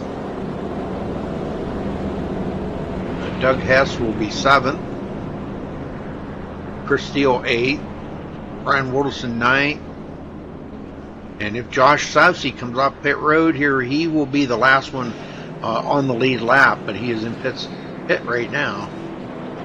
Oh boy, again, these pit stops that Nathan Miller's been having are just amazing. And one guy that might get a break out of this caution, Rudy, is the 79 of Joshua Witherspoon. We spoke with him a little bit earlier. He said his car was dynamite on the long run. If he can get the wave around here, he might be back into the lead lap. That might open up the door for him to be back in contention. Well, I'm thinking maybe we ought to talk to Josh Sousey. What do you think? If we can bring him down, sure. Is he even in here? He was. Let me just... I got him here. Okay. Yeah. Go ahead, talk to him. Hey, Josh, Luis here at the broadcast. We've got a copy. Hey, what's going on, Luis? Well, we saw that you were running a pretty strong race up until a point where, unfortunately, ended up getting together with Michael Leiby. Just a cluster in front of you guys, ran out of real estate, and then getting caught in a couple more things. But up until that point, how was the racetrack feeling? How was the car handling? How was this race to you up until that point? Oh, man, the guys here at Racing have an awesome set that we worked on the whole practice. So I could attack the track. A lot of other people were really loose, and that made a big difference. As you can see, I was pretty much racing teammates up there. So it's been a lot of fun regardless of what happens. I really enjoyed sitting in this car. Hopefully I can get up there and get a top 5, but I don't know with everything that's happened to the car, so we'll see. Yeah, we saw that you were in the pits for quite a while. You still have a lot of damage to fix, or you're pretty much done with what you had? No, it's all fixed. All right. Doesn't look pretty, but she's all fixed. Well, you're about to restart. We'll move you back up. Good luck, buddy. Thanks, man. Okay, pace car's in, and there goes Nathan. Now it's Nelson Rivera trying to get by John Schweiker, but I don't think that's going to happen, at least not right now. Schweiker will hold on to second, and he closes really quick here on Nathan Miller. These two just about equal drivers, I think, Luis. I'll tell you what, man, they're both very, very, very good, very fast, and I think they're about equal drivers. Oh, they're pretty close. I'm dying to see what's going to happen. We're getting close to 80 laps to go. This is going to be a nail biter, Rudy. I don't think now, especially now, I don't think they're going to leave any room for each other. So, right. Watch out. Fireworks might happen. Well, I'll tell you what, these front 10, or the 10 on the lead lap, all within 3.4 seconds of each other, and it looks like Sousy getting racy, passes up Chris Steele.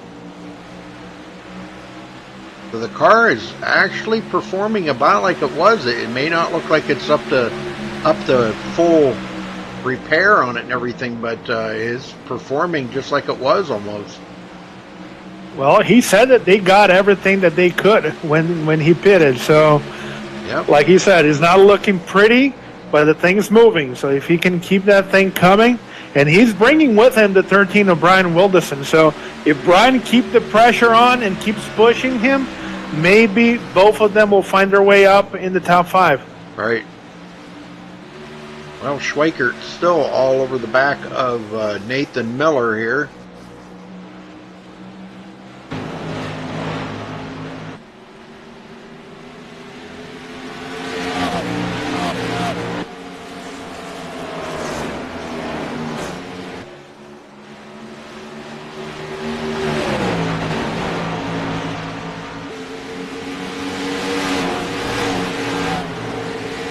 And I mean to tell you, he is all over him, isn't he? Yeah, I don't think Nathan can look into the rearview mirror and see anything except the number 1. Yep.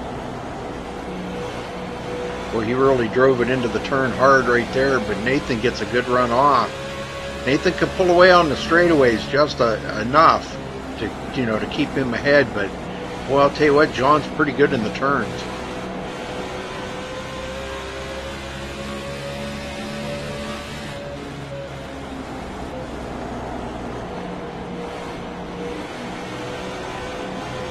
Rudy, one guy that we need to take our eye out,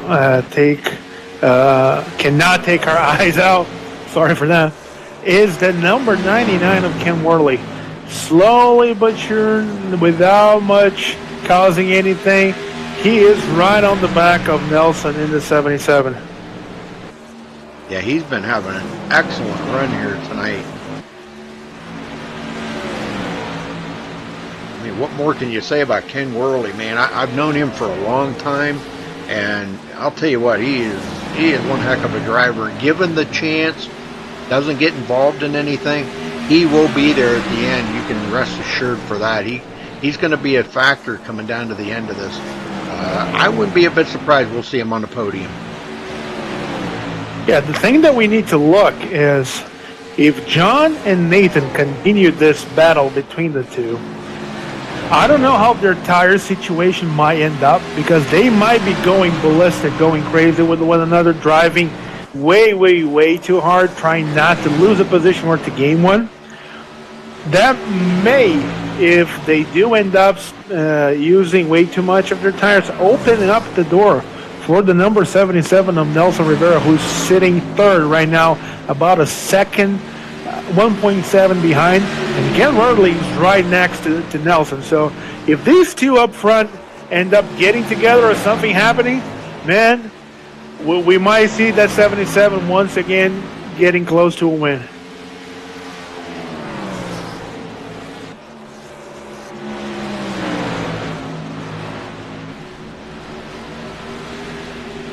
As for right now, he seems to be holding off Ken Worley pretty well.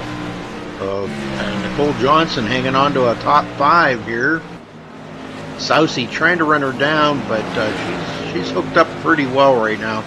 Brian Wilderson in 7th. Pat Rouchet, 8th place for Pat today. Douglas Hess and Chris Steele, last one on the lead lap in 10th.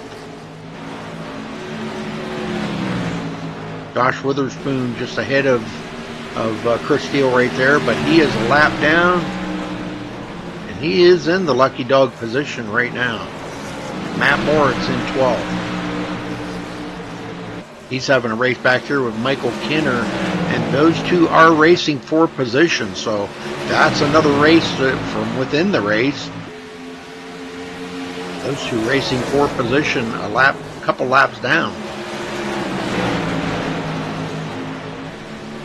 Ken Ron in 14th. Kurt Quist is now on pit road in 15th. Sean Medling, 16th place, mired in the field. And way back in the back, Jay Adair, 20th. Tony DeGennaro, 21st. And Chuck Harrell, 22nd. Can't believe Chuck's still out there turning laps with that car destroyed like that. Pretty amazing. With the amount of laps that we have left, Rudy, he may still get a couple positions from Stephen Massey and Michael Lively that retired earlier. We still have enough time if he continues to log laps. Right.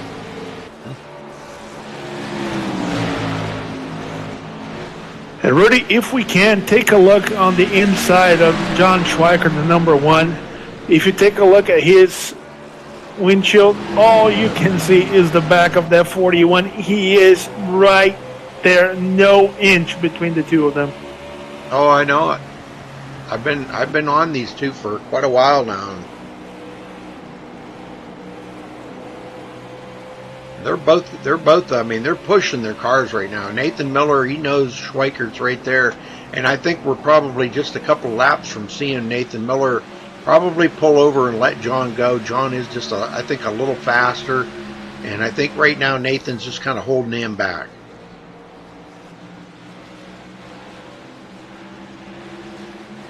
I mean, for a while there when they first started, I think Nathan was faster, but it seems like John has he's been just kind of like parked right there behind him and just can't get by him because of the line. But we may see something happen there. Well, that's what we saw in the very first run, that they were both first and second fighting. And one thing that we need to remember, everybody at home that was able to follow along with ECR last year, John is the current defending race winner here at Dover. He won our fall race here at Dover during the chase race last year. So that car knows his way around this track and knows the way to victory lane. So he ran this exact same paint scheme last year, brought him luck, trying to do a repeat going back to back.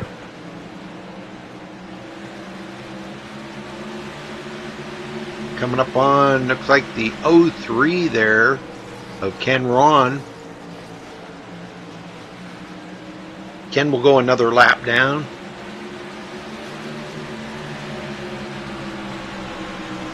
Kurt Quist back out on the track. A lot of damage on the nose of the car, but he's racing out here. Continuing to turn more laps. Trying to maintain that position that he's got. Sean Medling in 16th. Brandon Simmons on pit road. Michael Libby on pit road, 17th and 18th. Stephen Massey, 19th out of the race.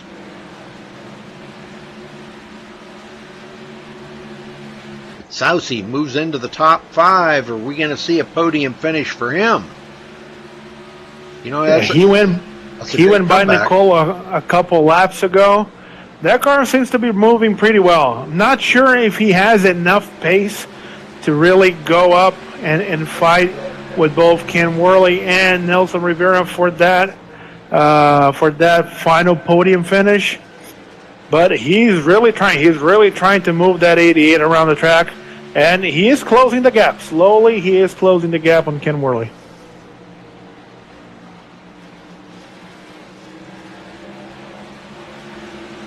Down to a second and a half behind Ken Worley now.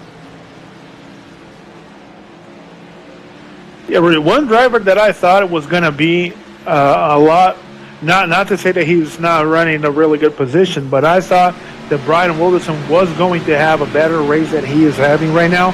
Not sure if he's just sitting down, sitting back, and he might try to pull the same rabbit out of the head that he did last night, where he went almost 90 laps unbroken without pitting. But he's now sitting in 7th without pushing too much. He's sitting behind Nicole for a good 6 to 10 laps right now. From the track record, from what we've seen from him in this racetrack in the past couple of races, I thought he was going to be up there with John and Nathan fighting for that win. Yeah, I'm kind of surprised at that too, and I'm kind of with you. Is he saving something here a little bit, you know, to just kind of managing his tires right now to get through this run and chew up some of the laps that are left? Because we're coming to 60 to go here, just another lap or two. And with that being said, Rudy, up front, new leader John Schweiker went by Nathan Miller, and he is now leading the race. Yes, he is. Well, I believe Nathan Miller has clinched the most laps led tonight with 130 laps led. Nobody can beat that. I mean, absolutely nobody. I mean, even if John Schweiker led all the rest of them, he'd still come up about 40 laps short. Hats off to Nathan Miller driving, man. That's some great driving by him.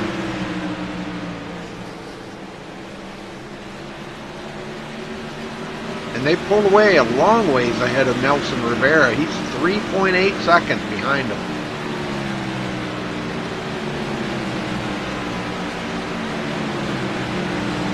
But Nelson's still having a good run, though. Well, Nelson being our points leader, having 3 wins in the bag, I think he's in that position where if he thinks he has a good enough car, he can go balls to the walls and be extremely aggressive. If not, he can just sit where he is, just keep collecting points, trying to be up front, try to get the most bonus points as possible. Then you never know, he might just get one of those wins falling on his lap without much problem if he can just keep his car clean. I think that's the strategy right now for him. Keep clean, stay on the track, collect points, and if he feels he has an opening, pretty sure he can take it. Oh yeah. Worley and Sousy, these guys, Sousey's reeling in Worley. He has been working at it for quite a few laps now, but now he's down to less than a half a second. Oh, Worley. Green flag pit stop starting. John Schweiker heading to the pits. Worley coming in and Sousy, but Sousy passes Worley on the apron. Whoa, man, that was pretty wild right there. They did touch on the backstretch coming to pit road. Well, Nathan Miller staying out. I'm just kind of wondering how long he's going to stay out now with Schweiker and a lot of these other guys coming to pit road. Well, last time that we had a green flag sequence, the last guy to pit was John Schweiker, and he ended up having everybody else trapped the lap down. Maybe Nathan's going to try to pull the same thing. Still a play from John Schweiker's playbook. Try to put everybody else trapped a lap back now at the end of the race. Yeah, that'd be pretty wild. That'd be a heck of a gamble to take. Well, the 99 and the 88 are coming out of the pits. So from this point on, every lap that Nathan Miller stays on the track, he will be losing time on the stopwatch. So this is when we need to start to see how long will he stay out, if he's going to try to go all the way to the end. Because he is now running, we have 52 laps to the end. So it's still a very long way off for him to stay on the track. With the drop-off of the tires, everybody else might be able to get him. It's just way too much time.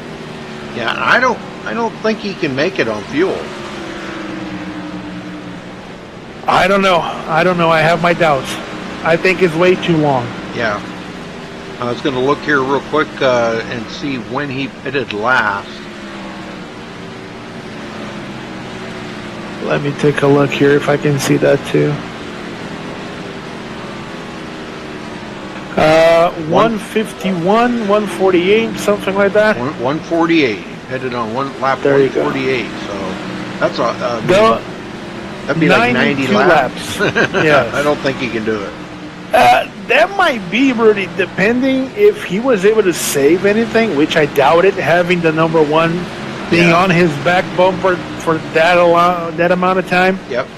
I don't think he was able to save it. But that might just be very close to the maximum amount of laps that they can go on a tank of fuel. I don't think fuel is going to be the problem. I think tires, that's going to be extremely, extremely difficult for him to keep the car on the track with those tires being that worn. And Schweikert, he is on the move here. He's passed a couple of cars and now goes into 7th place. As he goes around Ken Ron, we're watching him to see how much faster he is than the leader right now. Because he's about half a lap behind. I'll give you the numbers here, Rudy. Last lap from Nathan Miller, right? That he ran without traffic. 24.526. 24.526. The very first lap that John Schweikert did after coming back from the pits, 23.1. That is 1.5, almost a second and a half faster in just one lap. So that should give everybody else a pretty good idea of how much faster Schweikert can be. And with a lap of around 25 seconds, being a second and a half, he will take that lap. He will take all that disadvantage in about 15 to 20 laps. They are 40 laps away. He can do it. He can drive around, and if Nathan tries to go all the way to the end, I don't think he'll have enough speed.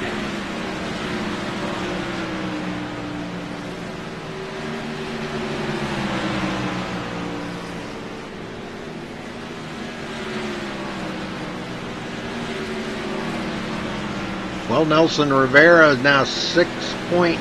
Well, actually, I think Nelson might be coming to pit road. Yes, he is slowing. He's coming to pit road. Giving up second position to Brian Wilderson. Wow, that was close. These guys are gambling everything on that pit road, Rudy, on that entrance. They're coming flying, trying to stop those cars. Yeah, I think we're going to see Nathan Miller come to pit road. He's probably watching that relative, and he knows that Schweikert, Witherspoon, these guys are all way faster than him. So I think it would be highly beneficial for him to come to pit road. Really, remember 20 laps ago that we were talking about a guy that we thought he was having a bad race by his own standards, and we were not sure what he was doing? Look who's sitting second right now, about 10 seconds behind Nathan, just driving around like nothing is bothering him. Number 13 of Brian Wilderson. I don't know. Yep. Something tells me that he might try to go all the way to the end. And I think he's been saving, because if you notice, he wasn't as fast as them guys, because he could have been saving. Now, John Schweikert's coming up on him here to pass him. And the next one he'll be looking for now will be first place, Nathan Miller, and that'll just put him back on the lead lap. Now Nathan's about not quite a half a lap ahead of him. But you can see even Chuck Harrell can drive by Nathan Miller right now. And Chuck's got a lot of damage on his car. Oh, Sousey! Smoke coming from Sousey's car. I thought I heard something hit the wall there. Yeah, he's blowing smoke all over the place, I think. He's spraying for skeeters. Yeah, I think Amelia's cousin that we built as part of Motorsport, that we very gently nicknamed Margarita. I think Margarita had her last days. I think that engine's just done. And Rudy, 41, Nathan Miller on pit road. Yes, sir. That's going to give the lead up to Brian Wilderson. Well, that let John Schweikert get back on the lead lap, so this it's going to be interesting to see if Nathan Miller can get in and off the pit road and still keep in contention. Now, he will have fresher tires on the long run here. John Schweikert does get by Nathan Miller. Now we're going to have to see if Nathan Miller can run these guys down. And he just went a lap down as Brian Wilderson went by.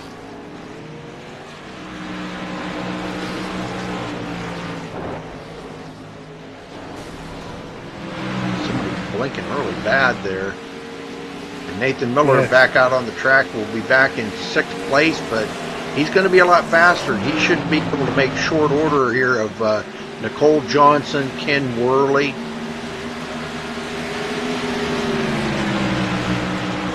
Going to be, in the zone here. I believe that's Ken Worley that's blinking so bad. It is. Race control is telling him that they're monitoring his ping. If it continues to go bad, they will ask him to pull aside.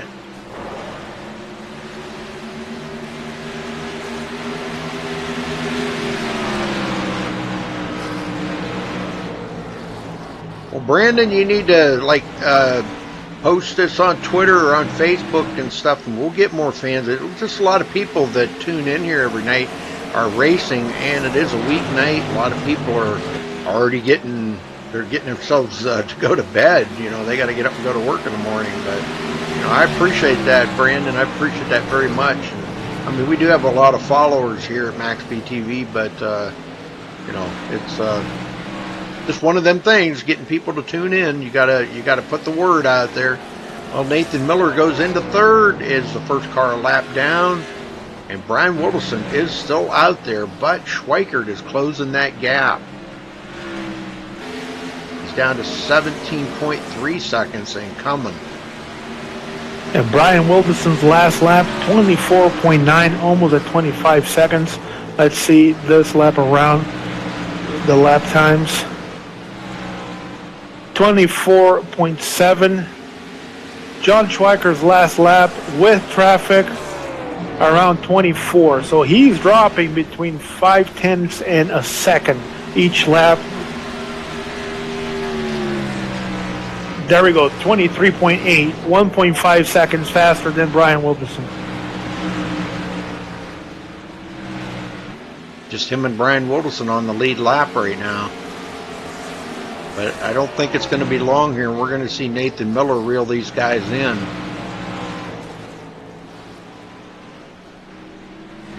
I'm kind of thinking, and I may be totally wrong on this, Luis. I hope for John Schweikert's sake I'm wrong, but I'm thinking Nathan Miller, if he can get back on that late lap, he's still going to have to go by John and go all the way around the track now. All he could do would be to hope right now and pray for a caution. That would be the only thing that could put Nathan Miller back in contention instantly. Rudy, I think he waited way too long. He did. Pit. I think he was waiting for a yellow. That yellow never came. And now I don't think he's going to have enough time. Even with those fresher tires, even with him running almost 2 seconds faster than Brian Wilderson, the difference between him and John Schweikert, it's very big. Oh, here we go, a caution. There we go, that's it. And that is Jay Adair getting around sideways right in front of traffic. And that does bring the caution out. Well, that's just what Nathan Miller was hoping for, you can bet. He had his heart and soul set on that caution. Well, and this is not only him, Brian Wilderson as well, because Brian was pretty much, John was coming. Right. So now Brian can go in, pit, and still be on that upper echelon of the first 3 guys and pretty much get himself a podium finish. Yep. He's going to come to pit road. I believe Schweikert will probably come to pit road too. It would be beneficial for him being as Brian Wilderson is. Yeah, if you want to have a shot, if you are in the top 5 or you think you can, come get fresh tires. Right. We have 20 laps to the end. There's no reason why you stay out at this point, unless if it is to get a lap back and put yourself back into the lead lap. If that's not the case, there's no reason why you're staying out. Well, Nathan Miller does get the wave by, so he'll be able to come to pit road, get fresh tires if he wants to, and I think that would be very beneficial for him too. But he passes up pit road.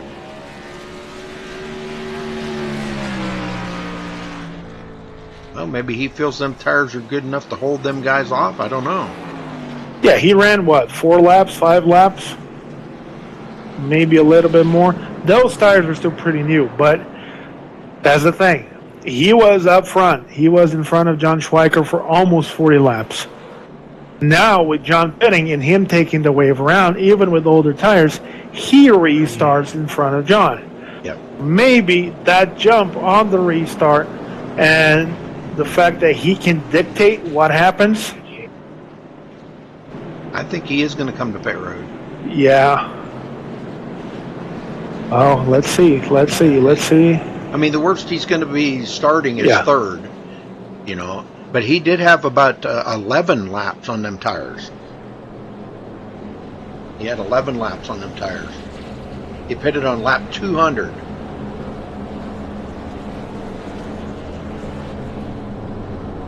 That puts John Schweiker back in the lead. Brian Wilson second.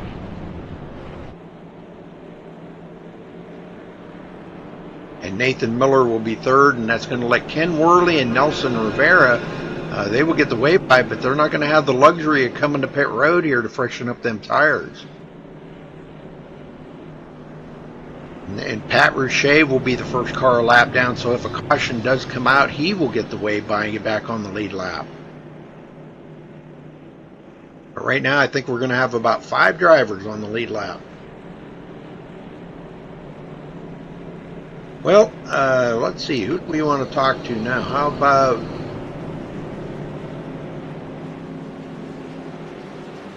about Doug Hess? Where's he at? There he is.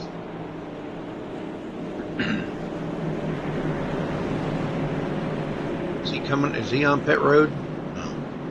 No, he's back on the track. He just bit it. Doug Hess, you got a copy? Yeah. Well, how is this put you into a kind of a predicament here that, you know, you're not going to be able to get back on the lead lap if this thing stays green the rest of the way, but it's still been a good run for you. 7th place right now after starting 20th. Are you happy with the finish here, or you really want to get better? I'll be happy with the finish because my car's out of control. I'm doing everything, not the wreck. I think we've been seeing that out of a lot of them out there, but those guys up in the front right now, my gosh, they've been super fast, haven't they? Yeah, they've been super fast. I've been slow. I've just been trying to stay out of trouble, really. Yeah. Find myself up here somehow, but I'll take it. Well, you're about ready to go back green here, so I'll let you go back to work, and good luck, Doug. All right, thanks. All right, so Schweikert will be the leader. Brian Wilson on the outside. Schweikert starting on the low side this time there, Luis. Yeah, now I don't think team orders are going to come in play. I think he's going to try to get the best jump possible on the inside lane and protect the bottom.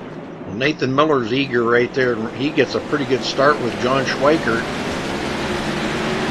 Those two are teammates. They're in the channel together and probably counted that time down. Boy, John Schweikert, man, he just got one heck of a jump there, didn't he? Well, fresh tires, 25 to go, probably last adjustments. Now it's go time. Absolutely. They're not holding He wasted absolutely no time. Can't afford to at all now. You can't afford to even try to save tires or save fuel or nothing. It's just, man, hammer down.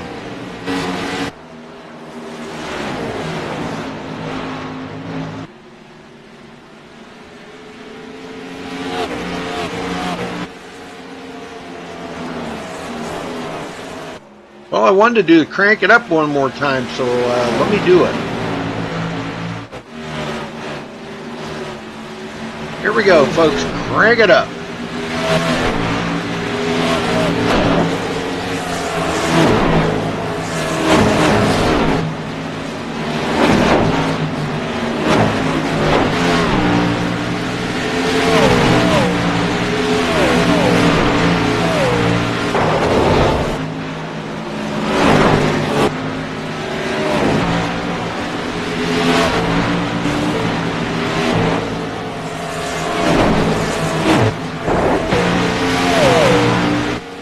John Schweikert with a 1 second lead over Nathan Miller, and Wilderson all over Miller's butt right there, I'm telling you. Yeah, Rudy, I think a couple laps ago, I think Nathan got a little bit too close to the wall, lost a little bit of speed, and depending if you need to take your foot off the gas, you're going to lose a lot of momentum. That was just what Brian needed to be right back on his bumper. And they're running very distinct race lines. You see Brian going higher when he enters the turn and through the middle. Nathan being a little bit closer to the bottom. And that's in 1 and 2. In 3 and 4, they do it in reverse. Nathan goes a little bit high. Brian stays a little bit low. And we got 20 to go here, folks. Nathan Miller, second. Brian Wilderson, third. Nelson Rivera, fourth. And Ken Worley, top 5.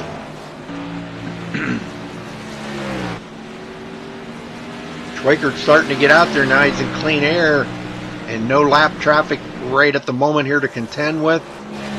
19 to go with a 1.1 second lead over second place Nathan Miller.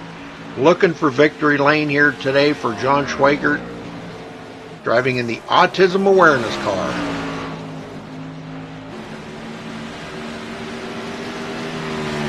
Excuse me, Autism Speaks.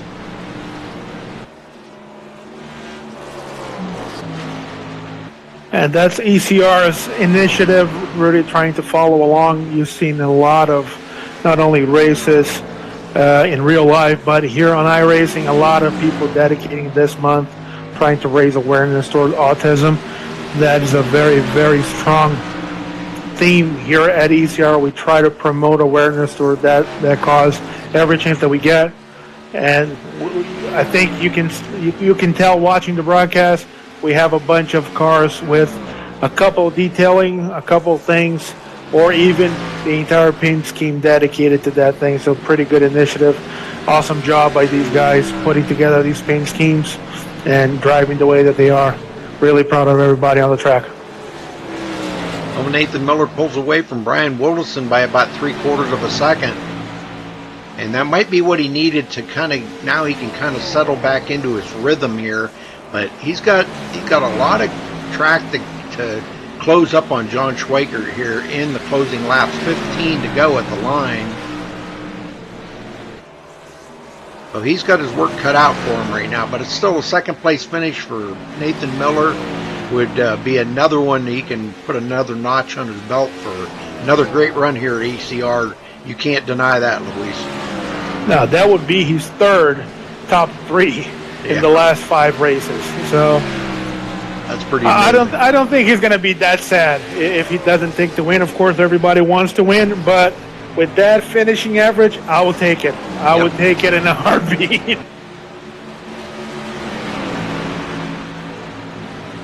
Well, we got 3 drivers here that are racing pretty hard together. That's Pat Richey, Doug Hess. 2 of them, but Chris Steele also on the same lap as them. Josh Witherspoon, 9th place. Michael Kinner still finishing in the top 10 here today. And I don't believe there's enough laps for him to lose anymore unless he really destroys that car. It's going to be definitely a top 10 for Michael Kinner. Yeah, we'll need a disaster for something for him to not finish in the top 10, which he needed. Michael had a extremely frustrating sequence of races where he disconnected, had connection issues, was collected in accidents that he did not cause. He needed this clean race, clean finish to get his season back together. He's an awesome driver, has an awesome team behind him. Everybody at One Up Motorsports that races in variety of different series here on iRacing, and we're coming up on that series of tracks that Michael loves. Michigan, Pocono, all those hot tracks. He's one of those specialists. So watch out for that 74 in the following races. He's going to be one guy to contend with. Well, Schweiker continuing to stretch that lead out now out to 1.5 seconds over second place Nathan Miller. And I think you're right, Luis, on that. He should have pitted a lot earlier because he would have been in command of this race right now. Well, that was just the pitting sequence, and the moment that he opened the door for that number one to be in front, we saw that during the race. The moment Schweiker was able to go by him, and that happened twice, he just had more speed in the long run. But it is what it is. Little strategy, little caution here and there, the right moment, the wrong moment. So, and we're seeing a pretty good battle now, Rudy, for that second spot. We see Brian Wilson trying different lines, trying different ways. I think he's studying to see if there's any way that he can try a move here in the closing laps to get by that 41 machine. Yeah, and I'm not too sure if that's going to happen because Nathan is just, he's just being smooth right now. I know he did click off a couple of tenths there on Schweiker, but it's not going to be enough. And I think that was just to the fact that Schweiker's coming up on some lap traffic now. He's got to deal with all that. But the thing of it is Nathan Miller will have to deal with it here in a couple of minutes too. Yeah, that might be the opening that Brian needs, or maybe Brian's last chance if he can go along with the 41 and fight him pass for pass.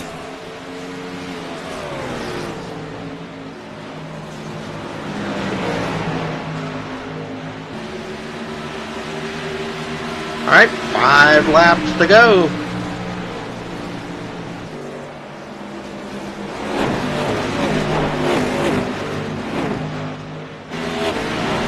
Already, we entered that moment that if a caution happens right now, the race is over because we don't have green and white checkers. Right.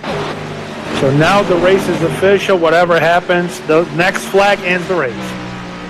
Schweiker now back out after he got around all that lap traffic, and now Nathan Miller dealing with it. And you are right, that allowed Brian Wilson to close that gap on Nathan. Now Nathan's, boy, he's really concerned that he's dealing with all this lap traffic. Some of the guys are getting out of the way and letting these guys race it out. This is going to be the race right here for the top 3. They're giving these guys room. They're trying to move away, knowing what's happening. A lot of race awareness by everybody on the track right now. But really, I think Nathan just have a little bit too much speed. That car just handles a little bit better than Brian's car right now. I don't think Brian has the little bit extra to try to pass the 41. Yeah, and I think Brian knows it right now. He's just realized it, and he's like, you know what, I've got third sewed up. Let me just take it easy here. I don't want to push my car too hard now and wreck it. Not with the third place. You know, podium finish means a lot to these guys. Well, Schweiker comes around here to take the white flag with a 1 second lead. Miller did close that gap a little, but it's not going to be enough. 2 more turns for John Schweiker to bring it home today. Miller still trying 9 tenths, 8 tenths of a second, 3/4 of a second. Man, is he chopping that down. 6 tenths. Schweiker at the line brings home the win here tonight at Dover. Man, these guys have got to be like about exhausted right now. And that was one hell of a race. Really, really good green flag runs. Really good finish. Really good battle by everybody involved in the podium. Awesome race. Awesome win by John Schweiker in that number 1 machine. Really good result for him. Well, let's see if we can start getting these guys down here. I got Schweiker. If you wanted to drag the other 2 down, Luis. In for about John Schweiker, you got a copy. Yeah, brother. This is awesome. Well, I'll let you catch your breath for a minute there if you want to, but I'll tell you what, man, that was one heck of a pit strategies just come into play perfect for you. Cautions there. At one time you had the whole field a lap down, and I mean, man, that had to have thought like it was like this can't be. You know, you had to be thinking this is just not right that you got the whole field a lap down, but everything worked out in your favor tonight. You pulled away on that start. That's just exactly what you needed to do. And now we've seen you start on the high side on the caution previous to that, and we were wondering why you didn't start on the outside on that caution. Are you still talking to me, Rudy? I was just having a moment here with Kenner. Yeah, I'm talking to you. The reason why I started there on the outside that time was Nathan Miller was on the bottom, and he's really fast. He's one of my drivers, and I just want to try and mix it up a little bit, see what I can do. And I'm just so thankful for the team that we have here, and this win means a lot, man. Last time I was here at Dover, me and Kenner celebrated. It was shortly after Raylan's death, and this one means a lot, man. If I couldn't win the other one the other night, this is the one, man. Well, you did a heck of a job out there, John, again, and we're good to see you in victory lane. Man, I'm telling you what. Tell me how your car felt out there, because it seemed at times you were like a rocket ship, and other times was Nathan kind of holding you up, or what was going on there? Yeah, this thing was a damn rocket ship. With the track going to go back, like in practice, it rubbered up quite a bit, and then with the track going back to green because of the rain in the Cup Series, I just kind of left it the way it is. It was just really fast, and I put a lot of rotation on entry and middle, so I was able to really take a lot of advantage to the middle on people. And I just kind of play with the throttle and exit, and I keep it out of the wall. And when Nathan was in front of me, I was just biding my time. If it was 10 to go, I would have put the bumper to him and went on and tried to win. This win means a lot. Well, big congratulations to you, John. I mean, that's good to see the Autism Speaks car in victory lane again. But anybody you want to give a shout out to or thank tonight, John, before you go celebrate? Yeah, I want to thank all the admins here at ECR. They put on a hell of a good show.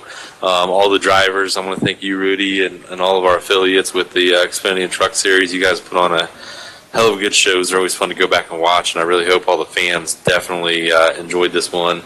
Huge shout out to my team over at Spartan and Wild Child. We're on the money, and we just need to keep this momentum up, heading toward that chase. So I want to do a special shout out to Ken Worley. If it wasn't for him, me running Dover, I'd be junk. He has really helped me over the years. This is a really good place for him, and huge thanks to him. And man, lastly, I get a little emotional. I got to give a huge shout out to Kenner. He's a good friend of mine on here on racing, and I know that guy's been through a lot, but man, any chance to get this little girl's car in victory lane, man, it fucking means a lot to me. Sorry about the cussing, but man, it means a lot. Okay, John, we'll go celebrate, buddy, and good to see you in victory lane. Congrats. Thanks, man. All right, Luis, you got second? Yes, sir. Nathan Miller, driver of the 41. Got a copy, bub? I do. What's up, guys? What's up? Well, you were our front runner, led most laps tonight, had one hell of a race and one hell of a battle with John Schweiker in the number one, with Josh Susie, driver in the 88, with Brian Wilderson now in the closing laps. One hell of a race, one hell of a finish. Keep your average finish one of the best here in the ECR. Just let us know, how was the race? How was your car feeling on the beginning? How were the adjustments? Just give us a little bit of a rerun of your race tonight, finishing second. Well, the race went really well, obviously. Can't be disappointed with a P2. I had nothing for John's raw speed over a longer run. And I noticed that kind of early. So the goal was just to keep the car together. It was pretty tight for me overall. It felt a lot tighter to me than in practice. and it just got worse as the run went on. So it was just a matter of managing tires versus trying not to let people by. So, and then I was fast enough to kind of keep John at bay there for a while, but as you saw, just over the long run, it just got so tight. I just, it was either stomp on the brakes right in front of him or kind of push up the track and let him by. So I had a blast. I made some small adjustments to try to loosen it up, and they didn't seem to do a damn thing. So I put them back to where they were, so I knew the car. And then it was just a matter of staying up front, staying out of trouble, and keeping the car clean. Well, we saw you during the very long green flag run close to the end. You stayed out on the track a lot longer than the guys that were running close to you, with the exception of Brian. Was that a strategy called trying to stay on the track, trying to pin everybody down a lap down, or at that point at the beginning you were trying to go to the end like we saw a lot of guys do last night in the Xfinity race? It was more of a strategy of hoping for a later caution once everybody else had pitted, because I knew my only shot to beat John was to trap him a lap down or something of that nature through pit stops and then a lucky caution. So I just tried to stay out. I knew that we were pretty fast though, so I knew even if I stayed out a little bit long, the only person that would really hinder me from getting back to would have been John and maybe Brian, depending on what his strategy was. So I knew worst case we were probably going to be looking at third either way. So I figured that was my best shot of getting that track position, because as you saw, I could fight up John off for a bit if I were in front of him. So my strategy was going to try to get out front for that last green flag run if a caution didn't come out in my favor. But didn't play out, and second place is certainly not nothing to be disappointed about.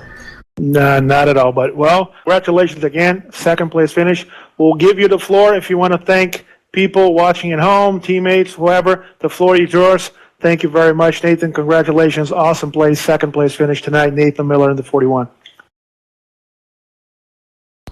Thanks, guys. Yeah, give a big shout out to Spartan and all the guys there, Brian, John, Mike.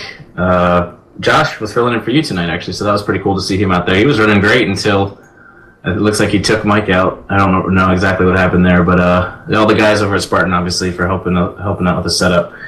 You guys, Rudy, of course, love your broadcast. I'll be watching it later tonight, of course. Just happy to be here as always. Good, clean race. Good race tonight. Awesome. Well, congratulations. Thanks again.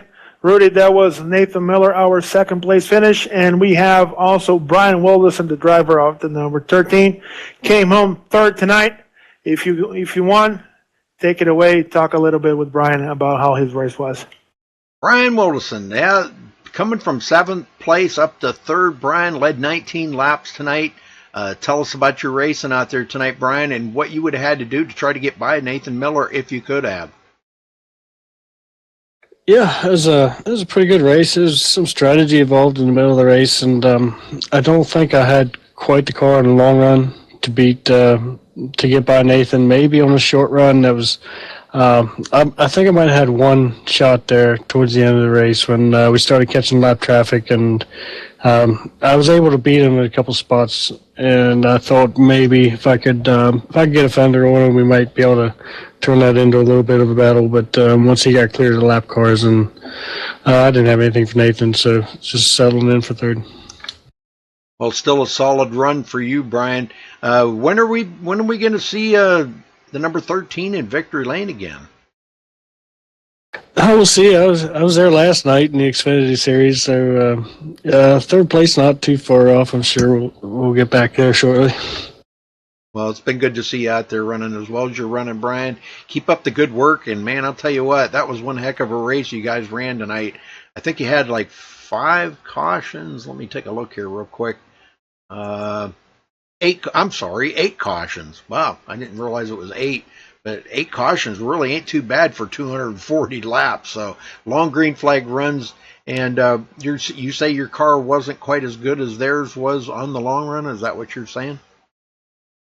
No, my car was a little bit off all night. I was really struggling with it. The change from practice, we had the track was rubbered up, and then we thought the track was going to be a lot more free, and I tightened the car up, and then we got into the race, and it turned out that the track was really tight. So I was just working all night to try to get the thing freed up, and it wasn't was never quite what I had in practice, but just trying to make the best of what we had.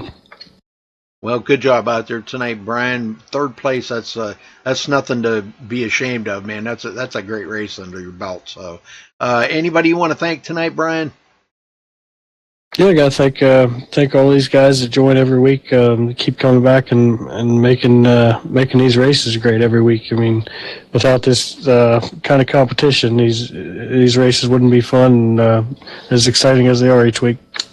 Well, it's like I said to Luis earlier. I said, how is it that you guys got the cream of the crop drivers in iRacing over here? You know, I mean, pretty much you got the cream of the crop right here, and you're one of them.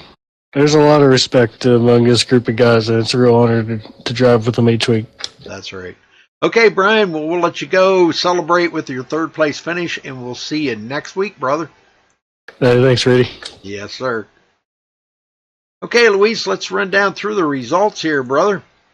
John Schweiker coming home the winner, Nathan Miller second, Brian Wilson third, Nelson Rivera with a good solid fourth place finish. I'm not sure if that'll hold him into the point lead or not. Ken Worley in fifth, Pat Rouchet in sixth, Douglas Hess seventh, Chris Steele eighth, Josh Witherspoon ninth, and Michael Kinner rounding out the top 10. Yeah, Rudy, if you can read the rest, my screen accidentally closed here. I don't have it in front of me. Sorry. Okay. Ken Run finishing 11th, Matt Moritz 12th, Josh Sousey 13th, Kirk Quist 14th, Nicole Johnson with a good run. Good to see her back out there on the track, tangling it up with these guys, finishing in 15th position. Sean Medling 16th, Brandon Simmons 17th, Michael Leiby 18th, Tony DeGennaro 19th, and Jay Adair 20th. Chuck Harrell 21st, Stephen Massey 22nd, AJ Scarborough caught up in that first caution. Man, that was a tough break for him with Justin Bland and those guys. He will finish 23rd, Justin Bland 24th, Anthony Thitchner 25th, Thomas Lattimore 26th, Michael Guidry 27th on the field, and Blake Freeman did not start. So again, congratulations to our winner here, John Schweikert. And any closing thoughts, Luis, on this race? No, I think we had the race that we expected. Good green flag runs, awesome fighting for positions from the start of the race until the last lap.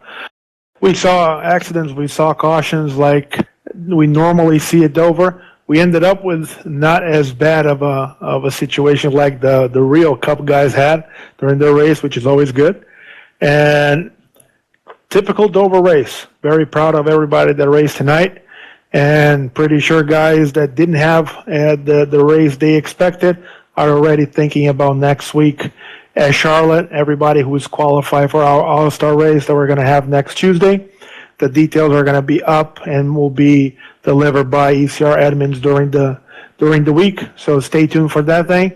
And we're getting ready for back-to-back weeks of racing at Charlotte. So track that everybody knows, very famous, one of the tracks that everybody here at iRacing is used to driving. So stay tuned for one hell of a race, for two actually really good races over the next 2 weeks. So that's going to be a blast.